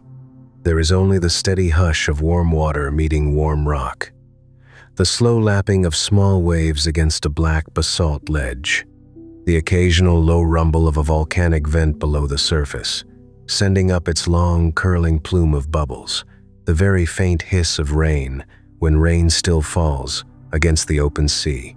There is a quietness to it that no modern shore can offer. It is not silence. It is closer to a long, slow breath taken by the planet itself. Look up. The sky, when the clouds part, is now sometimes lit by stars. The first time stars appeared in our sky must have been an extraordinary moment in the history of our planet, even though no eye was there to see it. For 500 million years, the sky had been too thick for starlight to penetrate. For 500 million years, the heavens above the young Earth had been a closed gray ceiling. And then, at some point in the long aftermath of the Great Rain, the atmosphere thinned enough that, on a clear night, the first stars looked down on the first ocean. There was no one to see them. But they were there. The moon, in this early ocean phase, would have looked enormous, much closer than she is today, perhaps 3 times closer. She would have filled a much larger arc of the sky.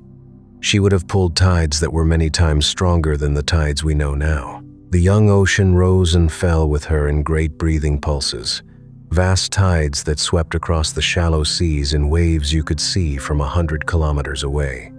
The sound of those tides, breaking against the volcanic islands, must have been something almost unbelievable. A planet-wide breath of water, rising and falling, day after day, year after year, in the slow rhythm of a moon that itself was still cooling and settling into her own patient orbit. Take a slow breath now. Notice your own quiet rhythm, in and out, slowly. The early Earth had her rhythms too, the tides, the slow rotation, the gentle sway of warm water across a planet-wide bath. Long before there was any creature on this world to feel them, those rhythms were already here, breathing, breathing, breathing, in the long darkness before life. Now let us think, very gently, about what was happening inside that warm sea.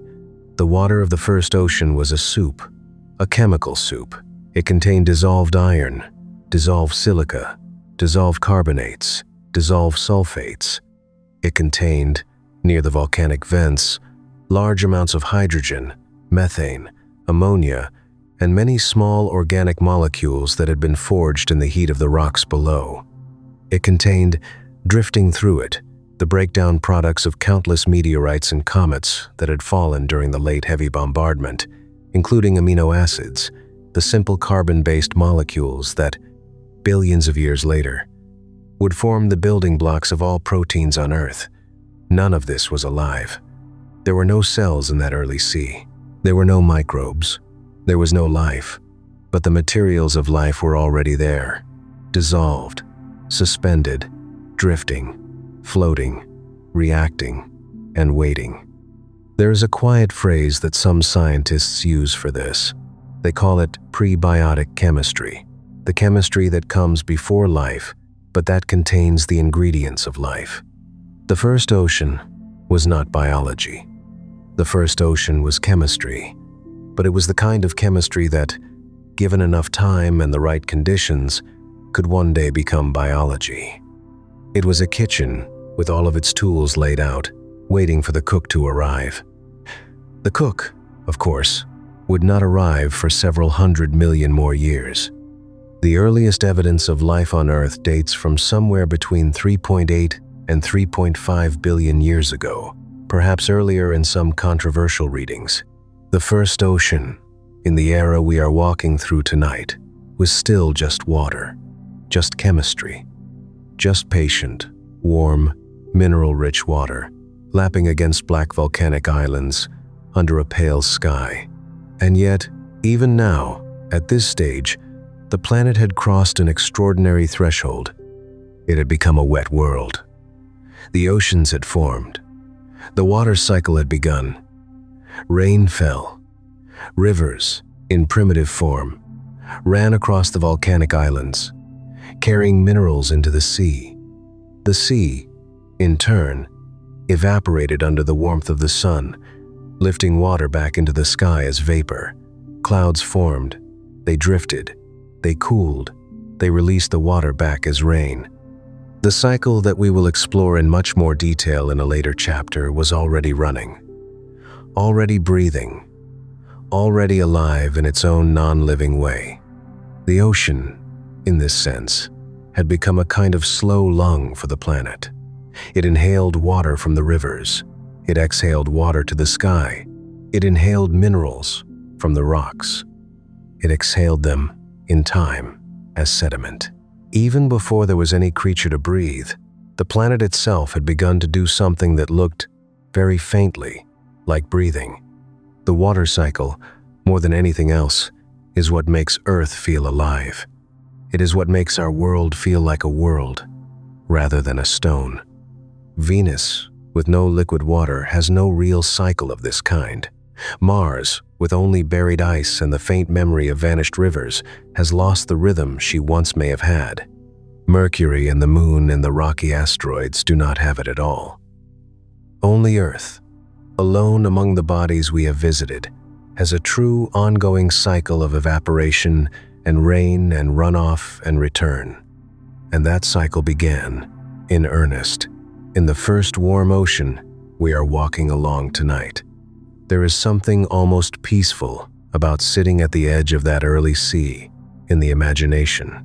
No conflict, no storms of human history, no grief, only water, only stone, only the slow tide, only the warm, patient ocean breathing in and out under a sky that is still learning how to be blue.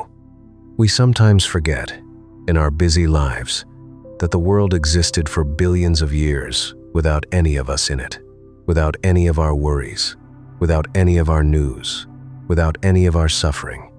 Just rock and water and sky, going about their slow chemistry, in a long, quiet rehearsal for the strange concert of life that would one day arrive.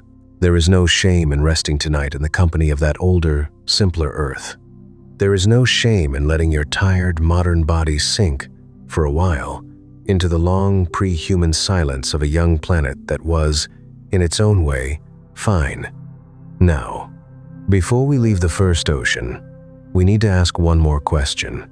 Why did this ocean stay? The answer, in part, is what we have already discussed.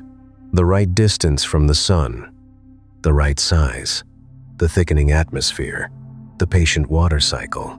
But there is one more piece, perhaps the most underappreciated piece of all, that we have not yet looked at closely. A piece that is happening even now, as you breathe in this dark room, deep below your feet. A slow, churning, invisible engine of molten metal at the center of the Earth, generating an unseen shield around the entire planet, deflecting a stream of solar particles that would otherwise, over billions of years, have peeled our oceans away into space. The young Earth, after the great rain, was wet, but she was also vulnerable. And what protected her, what kept her wet for the next 4 billion years, was something hidden far beneath the new ocean she was learning to be. In the next chapter, we are going to descend into the core of our planet. We are going to meet the iron heart of the Earth, and we are going to see how its slow movement, far below the deepest sea, has been quietly saving us all along. There is a place on our planet that no human being has ever visited, and that no human being will ever visit, at least not in any form we would currently recognize. It is the place directly beneath your feet, not 1 meter down, or 100 meters, or a kilometer, but 6,000 kilometers down, the center of the Earth, the core. If you could drill a perfect shaft, straight down from wherever you are lying right now, through the rug, through the floor, through the foundation, through the bedrock, through the crust, through the mantle, through the outer core, and all the way to the very center of our planet, you would travel more than 6,000 kilometers. You would pass through rock that grows denser and hotter with every kilometer. You would cross a border between solid and liquid. You would cross another border between a liquid metal sea and a solid metal ball. You would arrive, eventually, at a point that is hotter than the surface of the sun, about 5,500 degrees Celsius. A small, white-hot sphere of iron and nickel, roughly the size of the moon, locked at the very center of our world. That sphere is our inner core. Around it, churning slowly, is an outer core of liquid iron and nickel, nearly 2,300 kilometers thick. Around that lies the vast mantle, also partly molten in its deeper reaches. Around the mantle lies the crust, the thin, delicate film of cooled rock on which we build our cities, grow our food, and walk our children to school. The crust is extraordinarily thin compared to the rest. If the Earth were an apple, the crust would be thinner than the skin. Most of our planet, by volume, is mantle. Most of its heat, by weight, is core. And yet, nothing you see, nothing you touch, nothing you walk on in your daily life belongs to either of those deep layers. They are hidden beneath you. They are present, but they are invisible. They are working, but they are silent. And they are, quite literally, the reason you still have oceans. Let us begin with why that is true. Take a slow breath. Remember the story we have been telling. The early Earth, after the great rain, is now a wet world. She has oceans. She has an atmosphere that is beginning to thin. She is cooler than she was in her early Hadean age, but still warm by our modern standards. The sun above her is still dimmer than our sun. The stars are beginning to be visible at night. All of this is beautiful. All of this is the young Earth at her most patient. But our planet has a problem that most people never think about. She is sitting in a constant stream of dangerous particles from her own star. The sun is not just a warm yellow light in the sky. It is a nuclear furnace, a vast plasma of fusing hydrogen, roiling and twisting in enormous magnetic storms, throwing off a continuous wind of charged particles into space. This wind is called the solar wind. It is always blowing. It is blowing right now, as you breathe in this dark room. It is blowing against the outermost layers of our atmosphere even as I speak. The solar wind is not calm. It travels at speeds of hundreds of kilometers per second.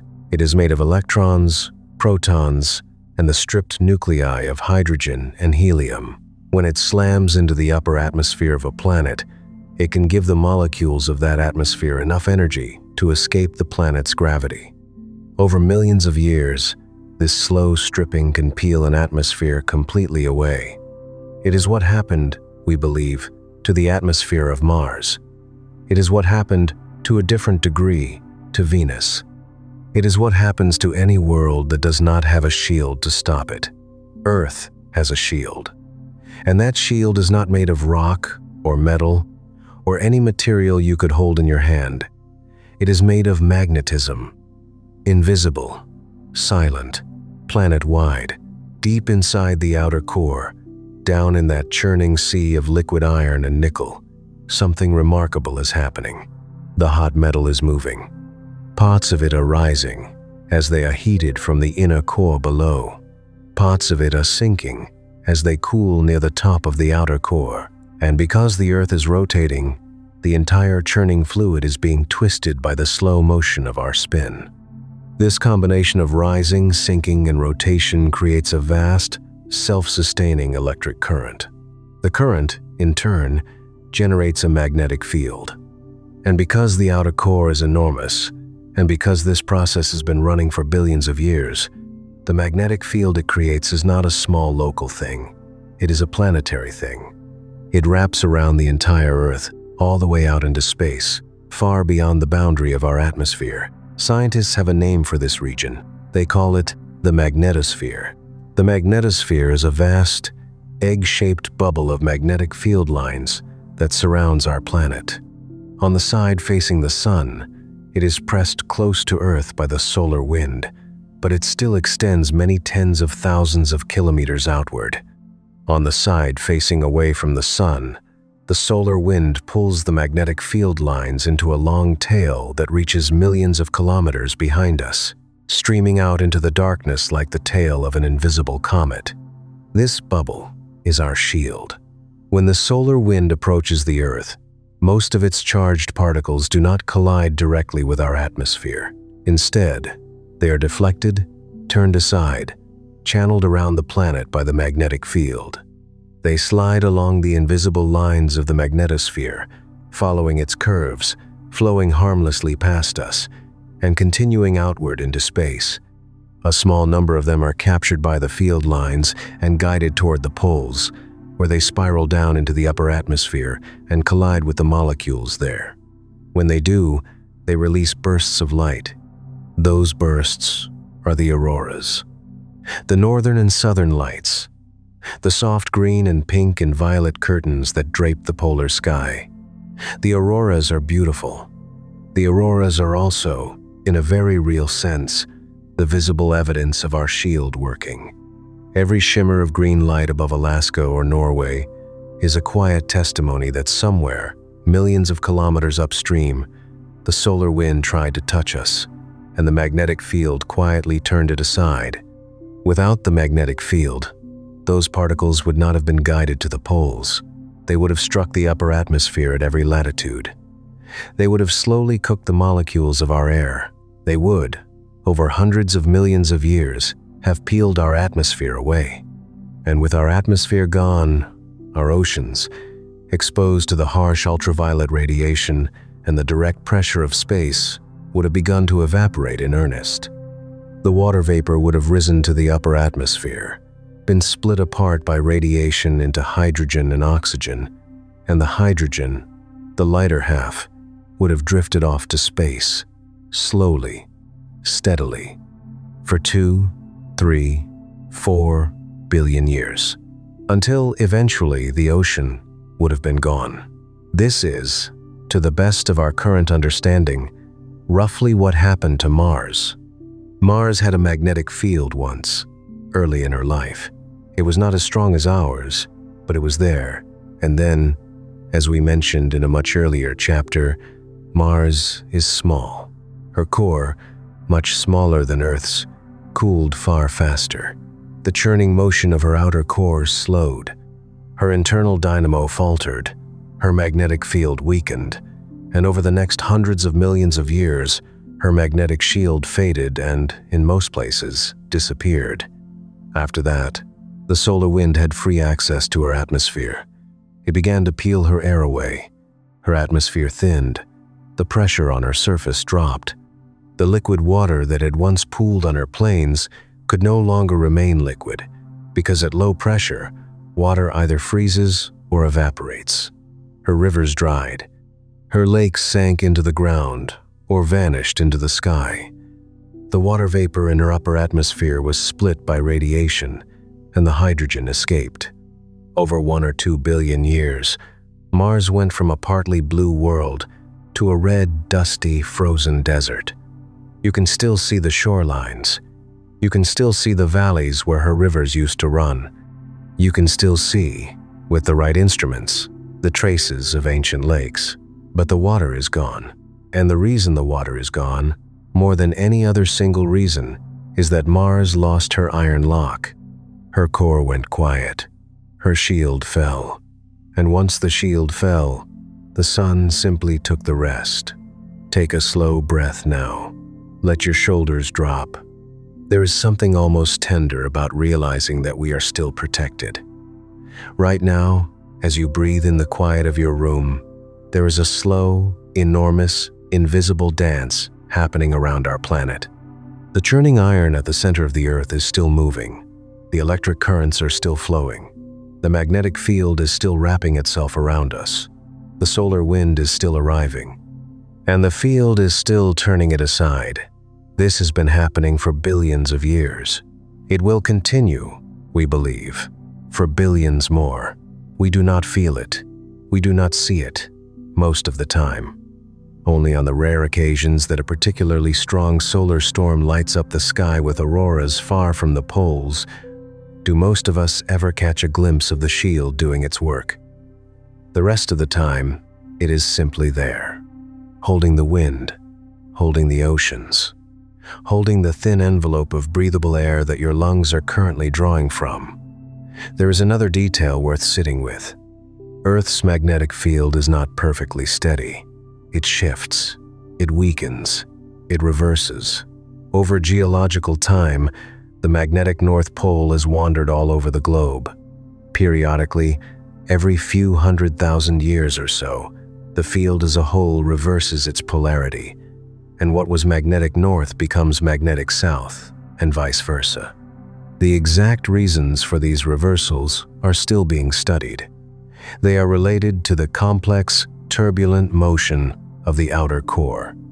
During reversals, the field weakens temporarily, and during those weak periods, life on Earth has, in our best understanding, generally continued without catastrophic disruption, though not without some stress. Our shield, in other words, flickers, but it does not go out. For life, this matters enormously. It means that, even during the flickers, there is still enough magnetic protection to preserve the atmosphere and to allow the oceans to remain liquid. Our iron lock is not perfect, but it is remarkably good. It has held the shield in place for nearly 4 billion years, with only occasional wobbles. And there is a deep poetry to the fact that the very thing that makes our planet dangerous, her hot molten interior, is also the thing that makes our planet habitable. The same heat that drives volcanoes, that shakes continents, that melts the mantle beneath our feet, is also what keeps the outer core liquid, what keeps it churning, what keeps the magnetic field alive. If Earth cooled too much, too soon, the iron would solidify, the churning would stop, the field would fall, the oceans would be at risk. So in a strange, beautiful way, the slow hot pulse of the Earth's interior, the thing that occasionally sends a volcano up through the sea, is the same slow hot pulse that has kept our sky intact and our oceans safe. Our planet is alive in a geological sense, and because she is alive geologically, she can remain alive biologically. A dead world, even a well-placed one, cannot hold its water. A living, breathing, churning world can. Before we continue, let us pause. In the stillness of your room, deep below your building, deep below the ground, deep below the crust, the molten metal heart of our planet is moving. You cannot feel it. You cannot hear it. But it is there. It has been there since before dinosaurs. It has been there since before single-celled life. It has been there since before there was a first ocean. And it is still working tonight, quietly, patiently, on your behalf. In the next chapter, we are going to visit our sister planet, Venus, and we are going to see what happens when a world has almost everything right and yet loses her oceans anyway. Venus is the warning at the edge of tonight's story. She is the ghost of a world that could have been us and was not. Of all the worlds in our solar system, none is a more painful neighbor than Venus. Painful, because in almost every way that matters to the making of a planet, Venus should have been our twin. She is almost exactly the same size. She is almost exactly the same mass. She is almost exactly the same chemical composition, born from the same young disk of dust that gave birth to Earth. She orbits the Sun at roughly 72% of Earth's distance, which is certainly closer, but not so much closer that we would expect a radically different world. She has a rocky crust. She has a silicate mantle. She has an iron core. She is not a gas giant, not a frozen desert, not an airless cinder. She is, by the fundamentals, a sister. And yet, if you stood on the surface of Venus and somehow survived the first few seconds, you would be standing on what can only be described as a hell. The surface pressure on Venus is about 92 times the surface pressure on Earth. That is roughly the pressure you would feel about 1 kilometer beneath the ocean. Your lungs would be crushed in an instant. The surface temperature on Venus is about 475 degrees Celsius, hot enough to melt lead, hot enough to set almost any organic material on fire before the oxygen ran out, except that Venus has almost no free oxygen to burn anything with. The air on Venus is a thick, heavy, almost liquid atmosphere of carbon dioxide. 96% carbon dioxide, 3.5% nitrogen, a thin haze of water vapor, sulfur dioxide, and other trace gases. Above the surface, several tens of kilometers up, the atmosphere layers itself into permanent cloud decks. But these are not clouds of water. They are clouds of sulfuric acid, thick, yellowish, caustic droplets that drift in slow bands around the planet and occasionally rain upward and downward within the sky without ever quite reaching the scorched ground below. The rain on Venus evaporates in midair, in a phenomenon scientists call virga, a ghost rain that never lands, a sky that can cry but whose tears never find the soil. Venus is silent. Venus is suffocating. Venus is dry. And yet, tonight, the evidence suggests that she was not always this way. That Venus, in her deep past, perhaps as much as 700 million years ago, and perhaps for an even longer and older period before that, had oceans. Real oceans. Liquid water. Shallow seas. Warm rivers. A sky that was not yellow and heavy, but, for a time, soft and blue. There is something about this idea that should not leave us calm, because if Venus once had oceans and lost them, then our own oceans are not as safe as we sometimes tell ourselves. Let us walk through the quiet evidence. When scientists look at the isotopes of certain elements in the atmosphere of Venus, they find a strange signature. The ratio of deuterium to ordinary hydrogen in Venus's trace atmospheric water is extraordinarily high, about 150 times higher than the ratio in Earth's oceans. That ratio is not random. When water is stripped from a planet's atmosphere by the solar wind, the lighter form of hydrogen, ordinary hydrogen, escapes more easily than the heavier deuterium. The heavier form is left behind. So over time, a planet that is slowly losing its water to space will have its leftover water grow steadily heavier in deuterium. Venus's water is very, very heavy, which is one of the cleanest pieces of evidence we have that she once had much more of it, that a long time ago, there was far more water on Venus than there is now, and that most of it has been lost. Climate simulations have been run over and over to try to understand how that loss happened. The leading current picture goes something like this. In her early years, Venus was born, like Earth, with a large reservoir of water in her atmosphere and on her surface. As the planet cooled, clouds formed, rain fell. A shallow global ocean may have gathered in her lowlands. The young sun was fainter then, and the planet may have enjoyed a temperate climate, warmer than Earth, but not by an unlivable amount. If any primitive life had a chance, anywhere in the inner solar system at that time, Venus would not have been a bad candidate. But there was a problem.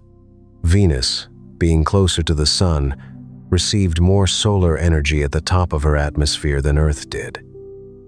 And as the sun slowly grew brighter over its lifetime, that extra energy began to matter. The line between a stable greenhouse and a runaway greenhouse is very thin. On Earth, it never quite crossed. On Venus, eventually, it did. As the sun warmed Venus, more of her surface water evaporated. More water vapor rose into her sky. Water vapor is itself a powerful greenhouse gas. It traps heat. The trapped heat warmed the lower atmosphere further. That warming caused still more evaporation, and the cycle began to run away. At some point, perhaps gradually, perhaps catastrophically, the atmosphere of Venus crossed a threshold. The upper atmosphere became saturated with water vapor. Ultraviolet light from the sun broke those water molecules apart into hydrogen and oxygen. The light hydrogen, no longer bound to the heavier oxygen, began to drift away into space. And once hydrogen was escaping at a steady rate, Venus was on a one-way road. Without hydrogen, she could not rebuild water. Every escaped atom was a small death. And then there was the question of carbon dioxide. On Earth, the plate tectonic system and the long chemistry of rain and rock pull carbon dioxide out of the atmosphere over geological time and bury it inside the mantle. The carbonate-silicate cycle, which we will discuss later, is one of the great stabilizers of our climate. But Venus, for reasons that are still debated, does not seem to have the same plate tectonic circulation. She has volcanoes. She has large volcanic plains. She may have something called lid tectonics, where the whole crust acts as a single stiff shell that only occasionally breaks. But she does not have the continuous subduction, the patient burial and release of carbon that Earth has. So the carbon dioxide that her volcanoes released over billions of years did not get efficiently returned to the interior. It accumulated. It thickened her atmosphere. It trapped still more heat. Venus's greenhouse, already in trouble from the loss of her water, was now getting worse for an entirely different reason. The combination was devastating. Her oceans boiled into the sky. Her water broke apart and escaped. Her carbon dioxide built up. Her surface temperature climbed. Her clouds turned from water to sulfuric acid. Her sky darkened into the permanent yellow haze we see today. And slowly, across perhaps a few 100 million years, she became the hellish, crushed oven that we now observe. The ghost of Venus is still there. The shape of what she once was is still there. Her size, her position, her chemistry, frozen halfway through a disaster. The extra heavy water in her trace atmosphere, the silent evidence of all the lighter water that is gone.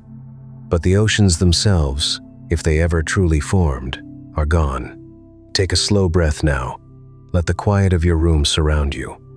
It is very tempting, when we talk about Venus, to treat her like a warning, to say, with a certain modern anxiety, that Venus is what Earth could become if we make certain mistakes. That is not completely wrong. Runaway greenhouse effects are a real phenomenon.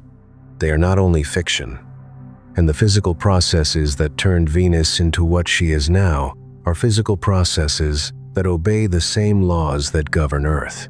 But there are also differences. The sun, at this stage in its life, is bright but not yet bright enough to push Earth across the runaway threshold by itself. Earth has strong plate tectonics that constantly rebury carbon. Earth has a strong magnetic field that protects her atmosphere. Earth has a moon. Earth sits, for now, a little farther from the sun. None of this guarantees that our oceans are safe forever. They are not.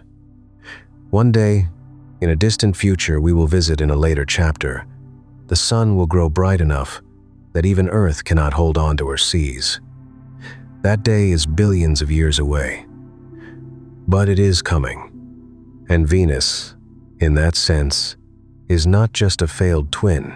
She is, in a way, a preview of a possible long future. She is what a planet looks like on the other side of losing its water. What is most poignant about Venus, though, is not the warning. It is the silence. Venus was silent before we arrived. Venus will be silent long after we are gone. There is no memory on her of the oceans she may have had. There is no fossil, no preserved shoreline, no shell, no bone, no archive, no museum. Whatever creatures, if any, may have floated in her early warm seas, we will never know. Whatever light there was on her early mornings, however gently it lay across the young Venusian water, no one was there to watch. The oceans of Venus, if they existed, lived and died in complete privacy. The planet remembers nothing. The sky remembers only by the weight of its heavy water. There is a part of me, quietly, that finds that thought beautiful rather than frightening. Not every world has to be seen to have mattered. The early Venusian ocean, if it existed, mattered. Not because anyone watched it, not because it supported any mind that could say so, but because water, somewhere, was for a little while at rest, on the only other rocky world in our immediate neighborhood. And that water was allowed to exist for a time before it was not. Earth is not better than Venus because we have oceans, and she does not. Earth is only luckier.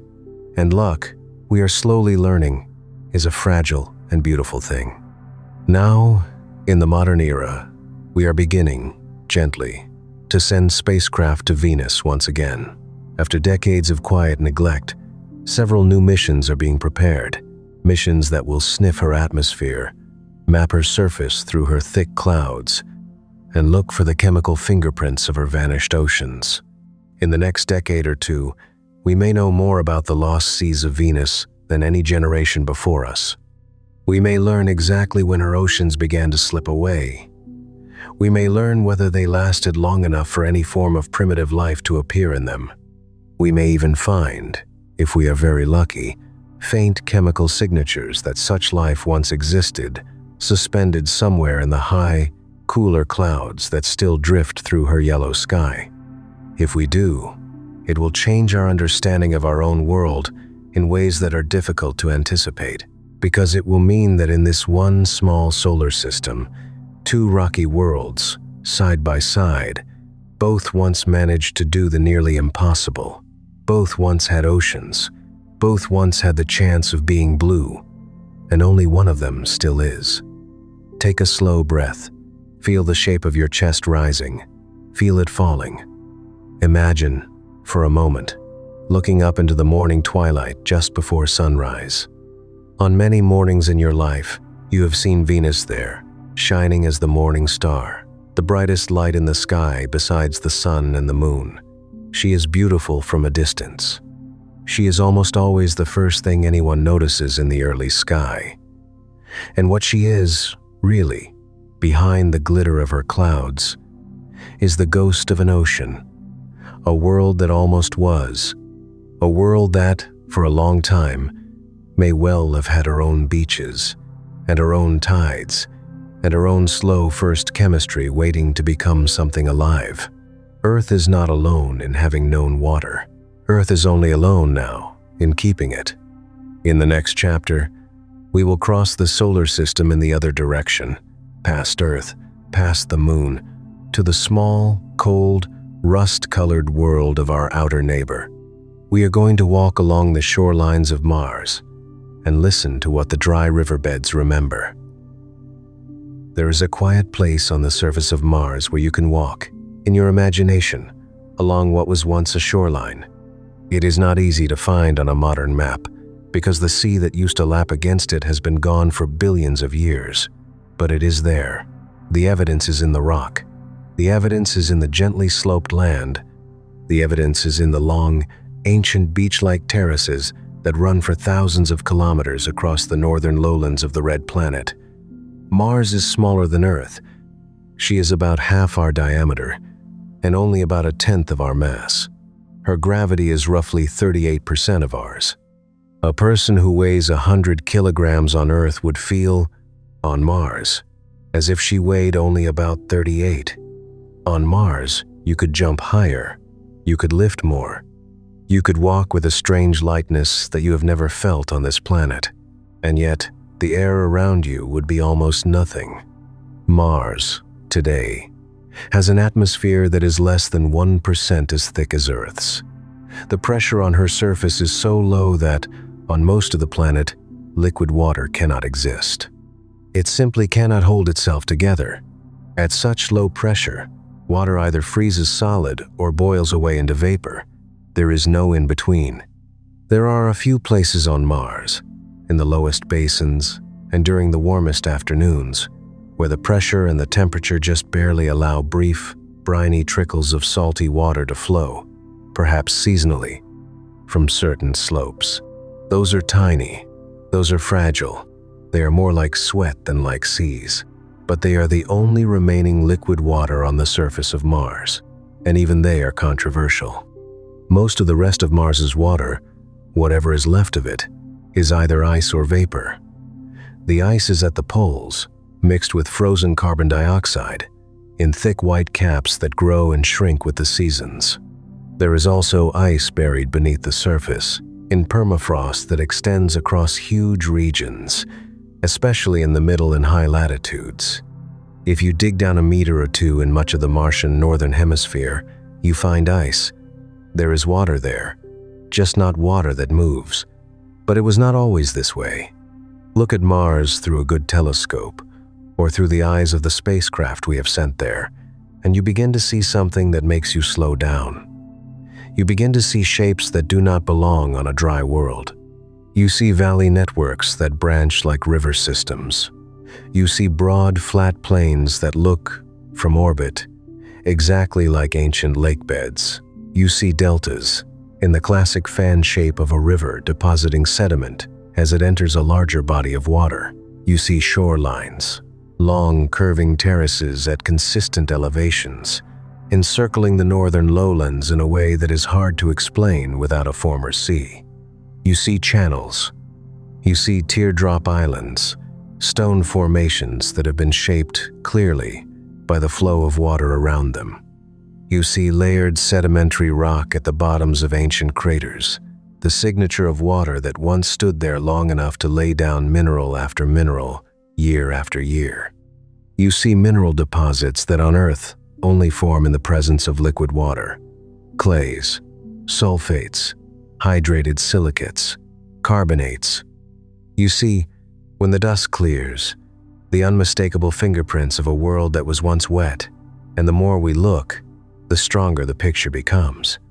For a period of time in Mars's early history, beginning perhaps 4.5 billion years ago, and lasting possibly into the first 1 or 2 billion years of her life, Mars had rivers, she had lakes.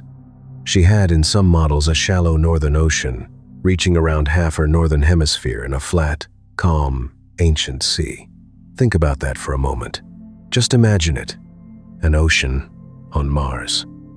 Long before anyone on Earth would have been able to see it, because there was no one on Earth who could see anything yet.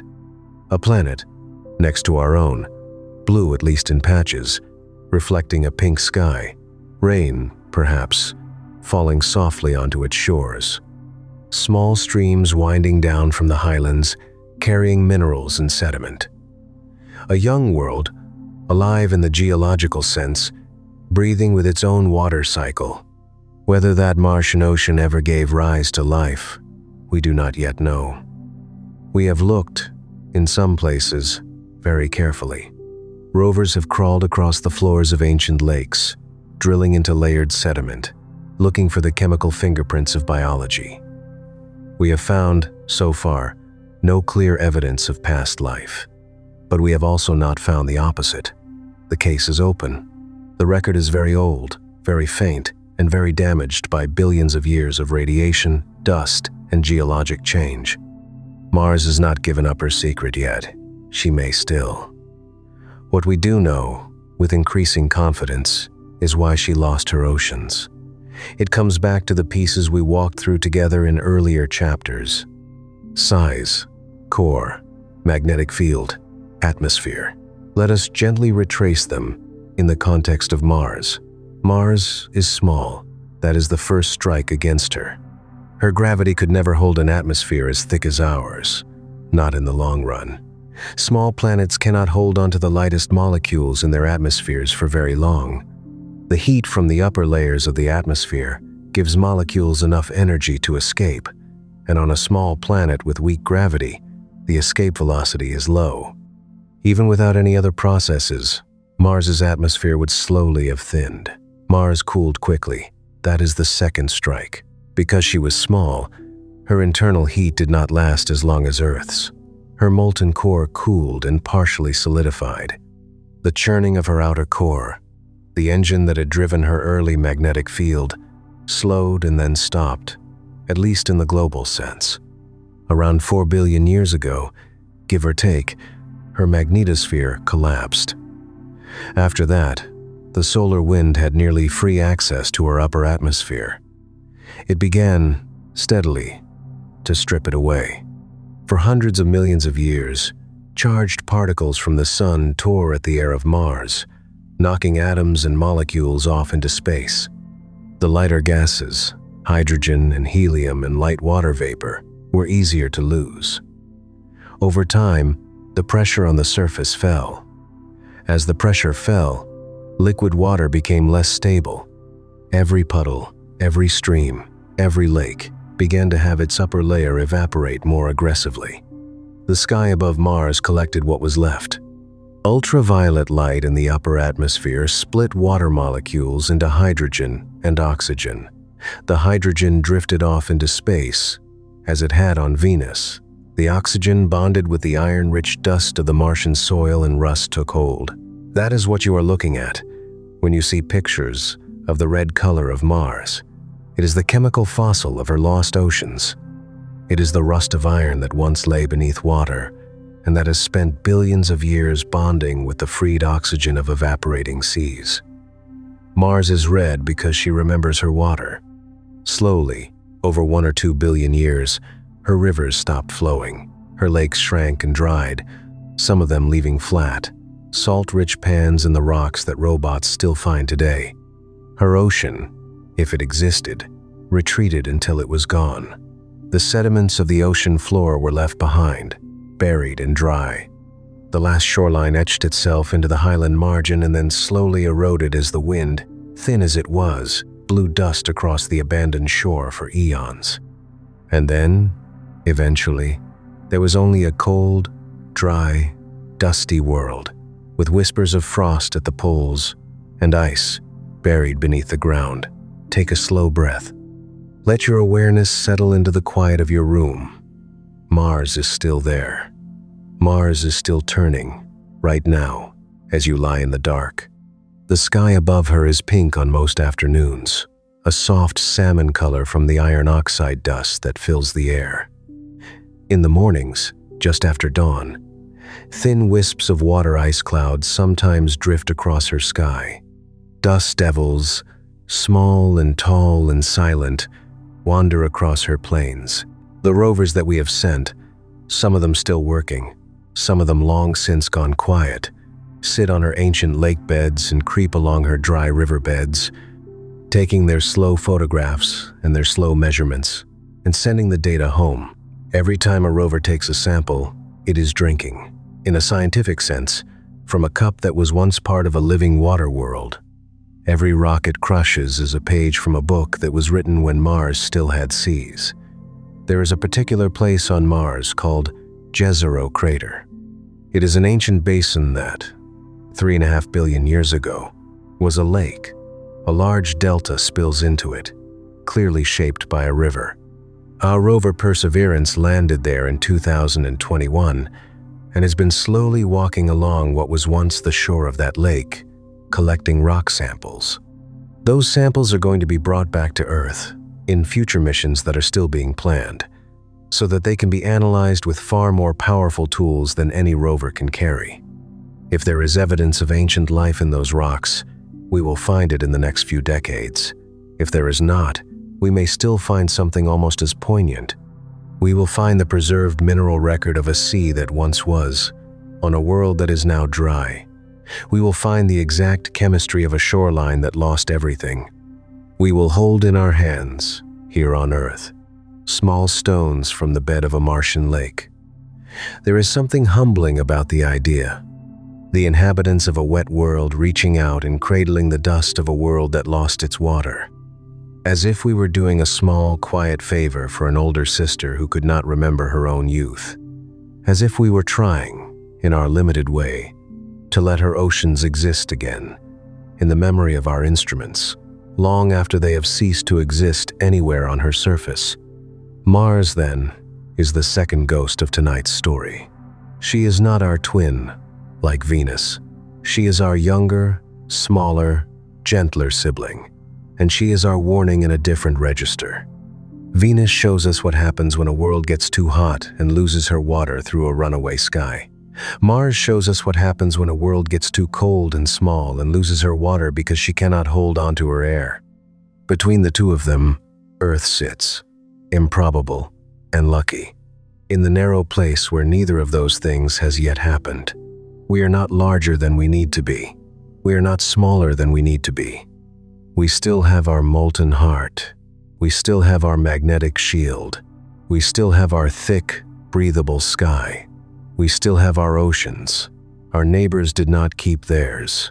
We still have ours. Breathe in, breathe out. When people talk about loneliness, in a cosmic sense, they often mean the loneliness of not knowing whether there is life anywhere else. But there is another kind of loneliness, a quieter kind, that you feel only when you look honestly at our own solar system. It is the loneliness of the only wet world in a family of dry ones. It is the loneliness of being the only house on the block where the lights are still on. Our neighbors, Venus and Mars, were once, perhaps, houses with lights too, windows that glowed softly, seas that lapped against their small, low beaches. And then, for very different reasons, the lights went out. They did not go out all at once. They faded over hundreds of millions of years. They dimmed, slowly, in the quiet way that almost everything in the universe dims eventually. And now, when we look at Venus and Mars with our instruments, what we are really doing is standing outside our neighbors' old houses, pressing our faces to the dark windows, trying to see, by the faintest remaining chemistry, what it used to look like when someone still lived there. And when we turn and walk back through our own door, into our own warm, blue, noisy, alive house, the contrast is striking. We are, for now, the only ones home. Our oceans are still here. Our rivers are still running. Our rain is still falling. Somewhere outside your window, tonight, rain may be falling right now on one of the only planets in this solar system that can still produce it. Listen, if you can, to the sound of any water near you. A faucet, a stream, a distant storm, a pipe in the wall, the soft breath of humidity in your room, any of it, all of it. In the next chapter, we are going to do something unexpected. We are going to leave the dry, rocky worlds behind, and we are going to travel out to the cold outer solar system, to the icy moons of Jupiter and Saturn. Because it turns out that liquid water does exist elsewhere in our solar system, just not on the surface, just not where you would ever see it from a telescope. There are hidden oceans, and they are vast. There is a moment in the history of modern science in the last few decades of the 20th century, when a quiet correction had to be made to one of our oldest assumptions. For most of human history, and for most of the life of astronomy as a discipline, it had been understood that if there was liquid water anywhere in the solar system, it had to be on a planet like ours. A rocky world, the right distance from the sun, with the right atmosphere and the right warmth. That was the rule. Water, it seemed, needed sunlight. It needed a star. It needed a Goldilocks orbit. Then, beginning in the 1970s and accelerating through the 1990s and into our own century, the spacecraft we had sent to the outer solar system began to send back images and readings that slowly, gently, dismantled that assumption. Because it turned out that water, liquid water, in large quantities, in quantities that in some cases dwarf the combined surface oceans of Earth, does exist elsewhere in our solar system. Not on any planet, not on any rocky world, but inside the small icy moons that orbit the great gas giants. These are the hidden oceans. Tonight, gently, we are going to visit 4 of them. We will begin with Europa. Europa is a moon of Jupiter, slightly smaller than our own moon, covered in a smooth, cracked shell of water ice. From the outside, Europa looks like a giant marble wrapped in a webbed eggshell, her surface crossed and crisscrossed with long, dark lines that look almost like the veins on the back of a pale hand. Her ice crust is bright, one of the brightest and most reflective surfaces in the solar system. Her average surface temperature is about minus 160 degrees Celsius. Nothing liquid should exist on her. And yet, beneath the ice, there is an ocean, a real one. Scientists have not seen it directly. We have not drilled through the crust. We have only sent flyby missions and taken careful measurements from a distance. But the evidence has grown steadily and become very difficult to argue with. Europa's magnetic field, the way she wobbles in Jupiter's magnetosphere, the slight dips and bulges of her surface, the slow flexing of her crust, the cracks and ridges that suggest a layer of softer material beneath, all of these point, together, to a global ocean of liquid water, tens of kilometers deep, sandwiched between her icy shell above and her rocky mantle below. Estimates vary, but some calculations suggest that Europa's hidden ocean may contain as much as 2 to 3 times the volume of all of Earth's surface oceans combined. A single moon of Jupiter, not much larger than our own, may be hiding more liquid water than every sea, lake, river, and aquifer on our entire world, taken together. And Europa is only one. The heat that keeps Europa's ocean from freezing does not come from the sun. The sun is too far away and too dim at Europa's distance. The heat comes from tides, not like our tides, like internal, gravitational tides. Europa orbits Jupiter in a slightly oval path, and as she swings closer to the planet and then farther, the colossal gravity of Jupiter squeezes and releases her entire body, subtly but constantly. This tidal flexing generates heat deep inside her, heat that warms her interior and keeps her subsurface ocean liquid. It is a different kind of warmth than the one we know. Not light, not radiation. Gravity itself, rubbing the inside of a moon and warming it from within. The scientific term is tidal heating. The poetic description is that Jupiter is slowly kneading Europa, like a baker kneads dough, and the kneading keeps her heart warm. Let us move outward, to Saturn. Here we meet Enceladus. Enceladus is much smaller than Europa. She is only about 500 kilometers across, a tiny moon by the standards of planetary bodies. She is almost entirely white, her surface covered in fresh, clean water ice. For a long time, Enceladus was considered uninteresting, a pretty but quiet little snowball in the outer rings of Saturn. Then, in 2005, the Cassini spacecraft, which was orbiting Saturn at the time, flew past Enceladus and saw something extraordinary. From cracks in her south polar region, water was shooting out into space. Not a slow leak, not a thin mist. Vast, sustained geysers of water vapor and tiny water ice crystals, erupting upward for hundreds of kilometers, some of them reaching into the rings of Saturn themselves. Enceladus was actively spraying water into space. From her interior, at that very moment, Cassini did what any curious instrument would do. It flew through the plume, and then it flew through again, and again, and again, on later passes, sampling the water vapor and the ice crystals directly. What the instruments found was astonishing. The plumes contained salt, they contained silica, they contained organic molecules, they contained hints of hydrothermal chemistry, the kind of chemistry that, on Earth, happens at the deep sea vents on our ocean floor, where hot mineral-rich water seeps up through cracks in the rock. The interpretation became clear. Enceladus has a global subsurface ocean, warm at its base by the slow heat of her rocky core, in contact with mineral-rich rock. And somewhere down there, possibly, quite probably, there are conditions very much like the conditions we believe gave rise to the first life on Earth.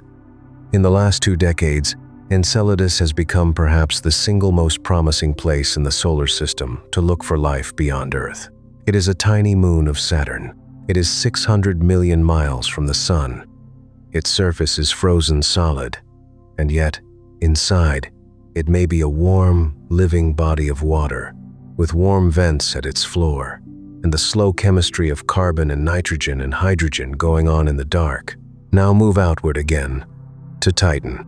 Titan is Saturn's largest moon, larger than the planet Mercury, and she is a world unto herself. She has a thick atmosphere, the only moon in the solar system that does. She has weather. She has clouds. She has seasons. She has rain. But her rain is not water. Her rain is methane and ethane, liquid hydrocarbons that fall from her sky at her surface temperatures of about -180 degrees Celsius. Titan has lakes. Titan has seas. Titan has rivers. None of them are water. Her largest sea, Kraken Mare, is hundreds of kilometers across, a dark lake of liquid methane and ethane, lying beneath a hazy, orange, nitrogen-rich sky. If you could stand on the shore of Kraken Mare, you would see a soft, slow tide of a cold hydrocarbon sea lapping against a beach of frozen water ice. The water ice, at Titan's surface temperatures, is as hard as stone.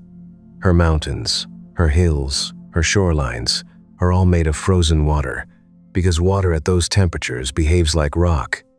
And somewhere, probably, beneath that frozen crust, Titan too has a subsurface ocean of liquid water. Sensing it has been harder than on Europa or Enceladus, but the evidence is building. Titan, in other words, is a double ocean world. On her surface, a working weather system of methane rain and ethane lakes. In her deep interior, a hidden ocean of water, warmed slowly from within. No other world in the solar system, that we currently know of, is quite like her. Move one more step, to Jupiter's largest moon, Ganymede. Ganymede is the largest moon in the solar system, larger even than Mercury. She has her own magnetic field, the only moon that does, and beneath her icy surface, she too seems to have a deep ocean. In her case, the situation is a little different. Some models suggest that Ganymede has multiple layers of ocean, stacked alternately with layers of ice of different types, like a club sandwich of water and frozen water. Whether those oceans are in contact with the rocky seafloor below, the way Europas and Enceladus are thought to be, is still debated. If they are, Ganymede too could be a place where the conditions for life might exist. If they are not, she is still a staggeringly large reserve of liquid water hidden beneath a thick ice shell. Take a slow breath now. Let the idea settle into you. There are oceans in our solar system that no sunlight has ever touched. There are oceans that have no shore on any continent. There are oceans that do not appear on any satellite image of Europa or Enceladus or Titan or Ganymede, because they are buried beneath kilometers of ice. There are oceans whose tides are driven not by a moon, but by a nearby planet. There are oceans whose heat comes not from a sun, but from the slow friction of gravity on rock. And those oceans, together, may contain more liquid water than is present on the surface of every rocky world in the inner solar system, including ours. Think about what this means for our central question tonight. Earth is the only wet planet in the solar system. But Earth is not the only body with liquid water. Earth is, however, the only place where the water sits, visible, on the surface, where it forms lakes that you can sit beside, where it forms rivers that you can paddle on, where it forms seas that you can sail. Everywhere else that liquid water exists in our solar system, it exists only in hidden form, trapped beneath ice, locked inside a rock, pressed into darkness. There are reasons for this. At Europa's distance from the sun, liquid water simply cannot exist on the surface. The cold is too deep. The atmosphere is too thin or non-existent. Any water exposed to the open space of the outer solar system would freeze or sublimate. So if water is to remain liquid out there, it must be buried, kept warm by interior heat, insulated by kilometers of ice. There is something almost comforting about this. It means that liquid water is, in a sense, more common than we once thought.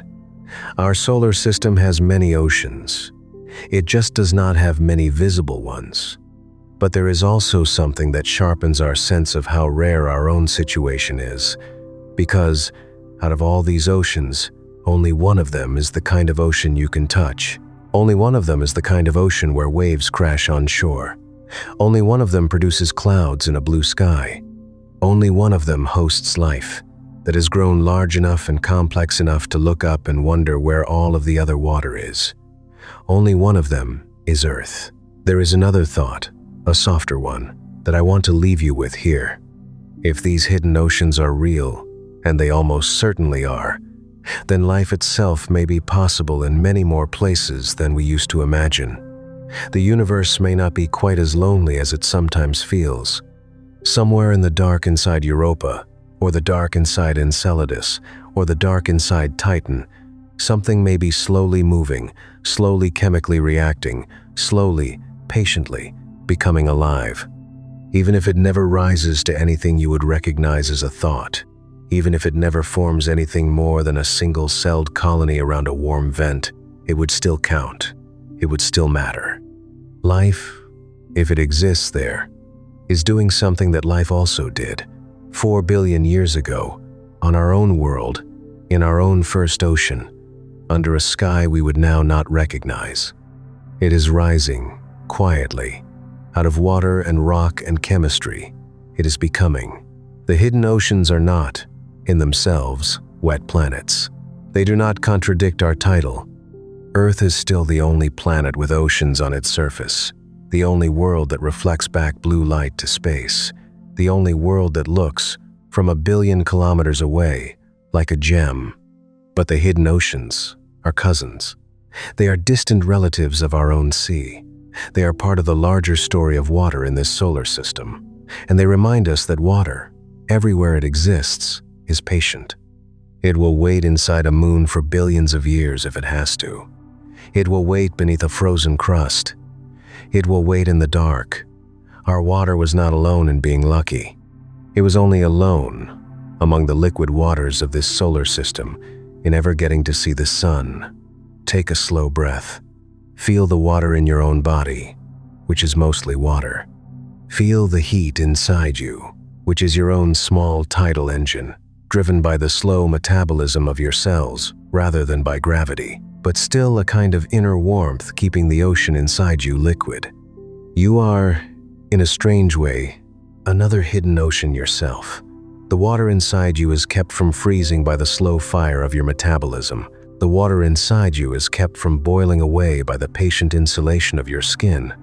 You are your own small moon, walking through the solar system, carrying an ocean inside you for 70 or 80 years, before, eventually, You will return that water to the larger planetary ocean from which it came. In the next chapter, we are going to come back to the surface of Earth, and we are going to watch the water cycle do its slow, living work. We are going to see how rain, rivers, clouds, and oceans form a single breathing machine that, once started, has not stopped for 4 billion years. Somewhere, right now, a drop of water is rising into the sky. It is happening everywhere on our planet, all the time. But let us pick a single drop for a moment and follow it, slowly, through its long and patient journey. The drop is resting in a shallow stretch of sea off the coast of a warm ocean, perhaps the Pacific, perhaps the Atlantic, perhaps the Indian. It has been sitting in that sea for a long time. It was once, much earlier, part of a rainstorm that fell on a mountain. Before that, it was part of a river that wound through a forest. Before that, it was part of a cloud over a desert. Before that, it was part of an ocean on the other side of the world. Water in our planetary system does not stay in one place. It moves, it circulates, it visits, and then it leaves. Today, our drop is warm, the sun is high, the air above it is dry, and the quiet physics of evaporation begins to act on it. Some of the molecules in the drop, those with slightly more energy than their neighbors, break free of the water's surface and drift upward. They rise into the air. They join the countless other water molecules that have risen from the oceans, from the lakes, from the rivers, from the leaves of trees, from the soil, from the lungs of animals, from the skin of human beings taking a warm shower half a world away. All of that water, in the form of invisible vapor, is rising into the sky. It rises. The air is warmer near the ground and cooler higher up. As the vapor climbs, it cools. And at some altitude, depending on the conditions of that day, it reaches a temperature at which it can no longer remain a gas. It condenses back into tiny droplets of water or tiny crystals of ice. A cloud forms. The cloud drifts. It is carried by the winds of the upper atmosphere. It may cross hundreds or thousands of kilometers. It may travel from the Pacific to a mountain range on the west coast of a continent. It may drift from the Atlantic to the fields of Europe. It may rise over the Sahara and cool slowly above the cold Himalayas. Somewhere, eventually, the droplets in the cloud grow too heavy to remain aloft. Gravity pulls them down. They fall. They fall as rain. They fall as snow. They fall as hail or sleet or mist, or the soft fog that wraps itself around a coast at dawn. They fall onto the ground. Some of them fall onto the ocean, and they return almost immediately to the sea from which they came. Some of them fall onto the land. Those that fall onto the land begin a slower, more intricate journey. Some of the rain lands on leaves and runs down their veins and drips onto the soil. Some runs over the soil, down small slopes, into trickles, into brooks, into streams. The streams meet other streams. They become small rivers. The small rivers meet other small rivers. They become larger rivers. The larger rivers wind their way down to lakes, to deltas, to estuaries, and eventually to the sea. Some of the rain does not travel above ground. It sinks into the soil. It passes through the soil into underground rock. It becomes groundwater, filling the invisible spaces between grains of rock, flowing slowly, sometimes only a few meters per year, through the deep layers of the earth. Some of it returns to the surface through springs, joining rivers. Some of it is drawn up by the roots of plants, who use it to build their tissues and who release it again through their leaves as water vapor that rises back into the sky. Some of the rain falls onto snow and ice in the high mountains or at the poles. That water may be locked away for a time in a glacier. Glaciers are slow. A single drop of water may be locked inside a glacier for tens of thousands of years before it melts at the bottom and joins a glacial river below. Eventually, though, glaciers too give back. They melt at their edges. They calve icebergs into the sea. They release their water to the slow circulation of the ocean. All of this, every piece of it, is one system. One connected, global, endlessly turning machine. The water cycle, the hydrologic cycle, the rhythm of evaporation and condensation and precipitation and flow. It has no start. It has no end. Every molecule of water on Earth is, in some sense, always in transit between the ocean and the sky, always on a journey, always in the middle of being given and taken back. Take a slow breath now. The air in your lungs contains water vapor. You are breathing out water right now. Tiny amounts, but real. If you place your hand in front of your mouth on a cold morning, you can see your breath become a brief, small cloud. That cloud is tiny, but in principle it is no different from the clouds that drift over the oceans. It is water, rising from a living surface, cooling, condensing, and beginning, in its own quiet way, a journey. You are a participant in the water cycle every single moment of your life. Let us pause now and marvel, gently, at what this cycle is actually doing. Because it is doing several things at once, and it is doing all of them with a quiet, mindless 4-billion-year consistency. First, the cycle is distributing water. It takes water from the ocean, lifts it into the atmosphere, and delivers it to the land. Without this, the land would have no fresh water. There would be no rivers. There would be no lakes. There would be no forests, no meadows, no prairies, no rainforests, no cities, no farms. The continents would be barren rock, like the surface of Mars. The ocean cannot serve the land directly. The ocean is salty. The ocean is heavy. The ocean does not climb mountains. But water vapor can climb mountains. Water vapor can cross continents. Water vapor can reach the most remote and inaccessible valleys. The cycle is, in effect, a planet-wide delivery system for the most important molecule in biology, freshly purified of salt by the simple physics of evaporation, and delivered door to door, day after day, year after year, to every inhabited corner of the land. Second, the cycle is cooling the planet. When water evaporates from the surface of the ocean or from the leaves of a forest, it takes heat with it. This is what sweating does to your body. In miniature, evaporation cools. On a planetary scale, this means that the oceans, and to a lesser extent the forests, are continually carrying heat up into the atmosphere, where it can be radiated away into space. The water cycle is a core part of Earth's temperature regulation system. Without it, the tropics would overheat, and the poles would starve for warmth.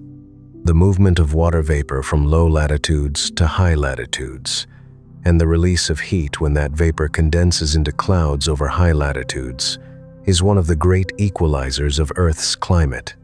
Third, the cycle is carving the land. Every river you see, every valley, every canyon, every cliff, every delta, every beach, every soft curve of a mountain slope. All of these are, in one way or another, the work of moving water. The Grand Canyon is a place where a river spent millions of years patiently cutting through stone. The rounded hills of ancient regions like the Appalachians are mountains that once stood as tall as the Alps and were slowly worn down by the patient work of rain and rivers.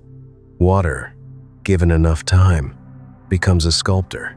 The shape of the continents you know from maps is a shape that water helped to make, in partnership with wind, with ice, with tectonic motion. Even the fine soil that grows your food is in large part the result of water weathering rock into smaller particles over eons. Fourth, the cycle is supporting life. And this may be the single most extraordinary fact about the water cycle on Earth. Life, as we know it, needs liquid water. It needs water to dissolve the molecules of metabolism. It needs water to transport nutrients. It needs water to remove waste. It needs water to regulate its temperature. Without water, the chemistry of life in the way we understand it cannot exist. The water cycle ensures that liquid water is available, almost continuously, across almost every corner of the land. It ensures that the desert gets some water, even if not much.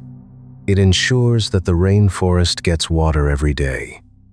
It ensures that the river delta is flooded at the right time of year. It ensures that the aquifers are recharged. Without the cycle, life would be restricted to the edges of the oceans. With the cycle, life can move inland. Life can climb mountains. Life can fill the continents. Life can cover the planet. Fifth, the cycle is recycling. And this is the quietest and most humbling fact of all. The water that falls on you today, when you walk out into a warm rain, is not new water. It is water that has been on our planet for billions of years. It has been through glaciers. It has been through rivers.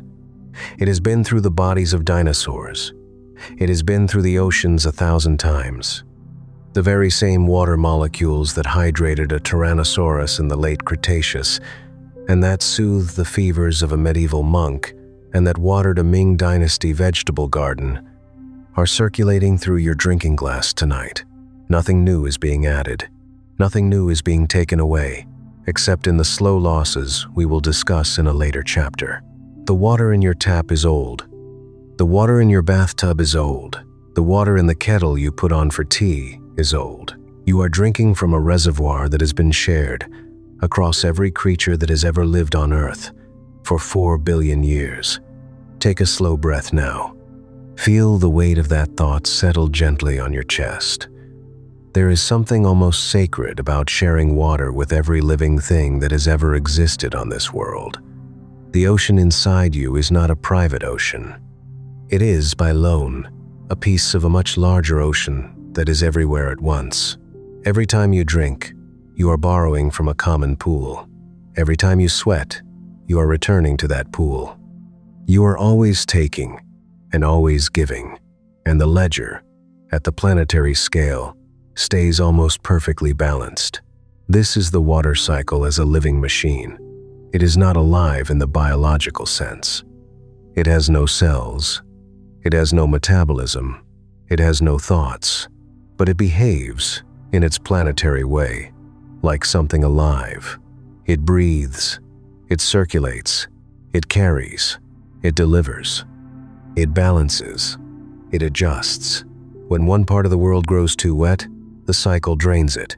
When another part grows too dry, the cycle attempts, over time, to visit it. It is not perfect. It has droughts. It has floods. It can be disturbed, especially when the atmosphere itself is changed by the beings who now live within it. But on the long, deep scale of billions of years, the cycle has been an extraordinarily patient and reliable machine. It is the reason there is anything to recognize on this planet. It is the reason Earth looks like Earth. Now, there is something else the water cycle does that you may not immediately think about. It helps to stabilize our climate on very long timescales through a partnership with the rocks.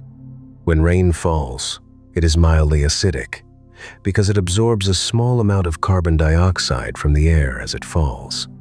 That mildly acidic rain, over long periods, dissolves certain minerals in the rocks it falls on.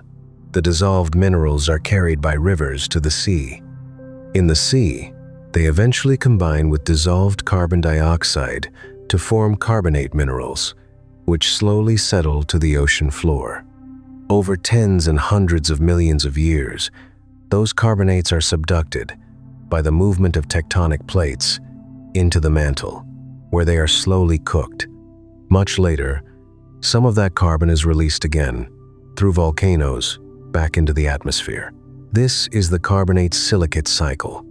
It is the long, slow partnership between rain, rock, and air that has kept Earth's carbon dioxide levels within livable bounds for almost 4 billion years. It is, in effect, a thermostat built into our planet, a planetary system that, on long timescales, turns up the heat when the planet gets too cold and turns it down when the planet gets too warm. We will return to this thermostat in a later chapter, because it is one of the most underappreciated reasons Earth has remained wet for so long. For now, I only want you to notice how intertwined everything is. The water cycle is not just a surface phenomenon.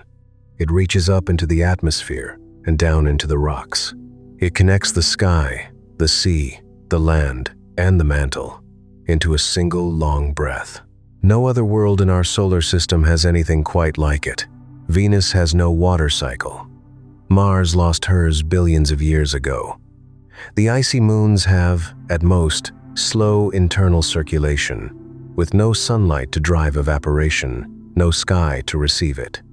Only Earth has this full breathing cycle, from sea to sky, to land to rock, and back again.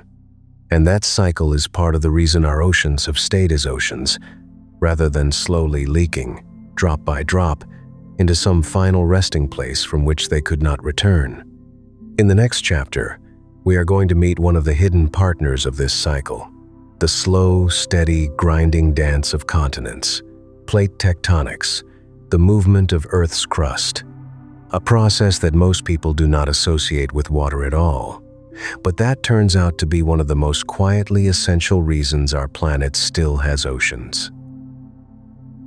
There is a slow, almost imperceptible motion happening right now beneath your feet.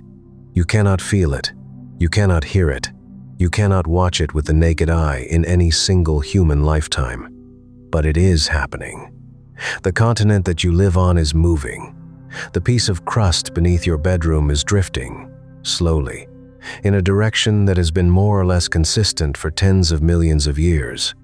The Atlantic Ocean is widening by a few centimeters every year, about the speed at which your fingernails grow. The Pacific Ocean is shrinking by a few centimeters every year, swallowed up at its edges by deep ocean trenches where one plate slides beneath another. The Himalayas are still rising, slowly, as the plate carrying India continues to push northward into the plate carrying Asia. The Hawaiian Islands are still drifting northwest. The continents have been wandering around the surface of this planet in slow, patient rearrangements for at least 3 billion years, perhaps longer. The cracked, drifting, grinding skin of our world, the plates of the lithosphere floating on the slow currents of the mantle below. We call this plate tectonics, and it is one of the most underappreciated reasons our oceans still exist. Most people, if asked what plate tectonics has to do with the oceans, would think first of the ocean basins themselves, the deep, broad valleys of the seafloor that the water sits in. And that, of course, is true. The ocean basins are shaped by tectonic activity. The mid-ocean ridges, where new crust is born from rising magma, push the seafloor outward in two opposite directions. The deep trenches, where old crust dives back into the mantle, are the graveyards of that motion. The wandering of the continents through the ages opens new oceans like the Atlantic and closes old ones like the ancient Tethys Sea. Yes, the basins are tectonic, but that is only the most visible role tectonics plays in the story of our water. The deeper role is much quieter, and it is, in some ways, much more important. To understand it, we have to think about what happens to the water itself, on a planet with active plate movement. Let us walk through it, slowly. The crust of Earth is broken into about a dozen large plates and many smaller ones. The plates are constantly in motion, driven by the heat of the mantle below. There are three basic kinds of boundaries between plates. There are divergent boundaries, where two plates move apart from each other, allowing molten rock to rise from the mantle and create new crust. The mid-Atlantic ridge is a divergent boundary. There are convergent boundaries, where two plates move toward each other and one is forced beneath the other in a process called subduction. The trench off the coast of Japan is a convergent boundary, and there are transform boundaries, where two plates slide past each other horizontally, grinding their edges in massive, occasional earthquakes. The San Andreas Fault in California is a transform boundary. It is the convergent boundaries, the places of subduction, that quietly do something extraordinary for our oceans. When one plate slides beneath another, it carries its surface materials down into the mantle with it. Sediments, rock, sometimes bits of seafloor that are saturated with seawater. The descending plate is hot. As it sinks deeper, it gets hotter still. At a certain depth, the water locked in the descending rocks is squeezed and heated until it is released. That released water rises into the overlying mantle, and the rising water does something the textbooks describe in almost magical terms. It lowers the melting point of the rock above. The mantle rocks, normally too cool at that depth to melt, begin to melt as soon as water enters them. They melt into magma. The magma, lighter than the surrounding rock, rises. It pushes upward through the crust. It eventually reaches the surface, and there it erupts as a volcano. The volcanoes that ring the Pacific Ocean, the famous Ring of Fire, are nearly all the result of this process. They are powered, in essence, by water dragged down into the mantle at deep ocean trenches. Subduction is a kind of slow water delivery system from the surface of the planet into the deep interior, and from the deep interior back to the surface through volcanic eruptions. Now here is where this matters for our oceans. Without subduction, water that gets locked into the rocks of the seafloor stays locked.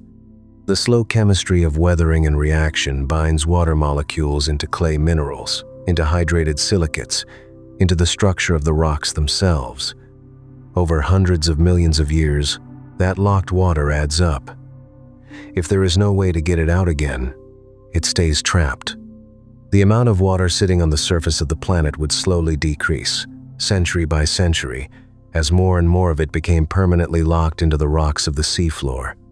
Now, imagine running this process for 2 or 3 billion years on a planet without subduction. The seafloor never gets recycled. The water that gets locked into the rocks never comes back. The ocean slowly thins. The shoreline retreats. The land grows. The sea shrinks. Over geological timescales, the planet might still be wet in some regions, but it would be drying out, slowly, year after year, with no way to get its water back. This may be what has happened, to some extent, on Venus. And now the journey is done. We have walked the whole long path, from the first fire to the first rain to the first ocean to the hidden seas beneath the ice of distant moons. We have stood at the edge of things. We have asked the deep questions. And now we can let it all go, gently, the way you let go of a thought when you are almost asleep, when the mind is softening and the thoughts are becoming slower and less insistent, and the dark is growing warmer and more welcoming around the edges. Let the Hadean earth cool behind your eyes. Let the million-year rains slow to a whisper. Let the first oceans settle into stillness.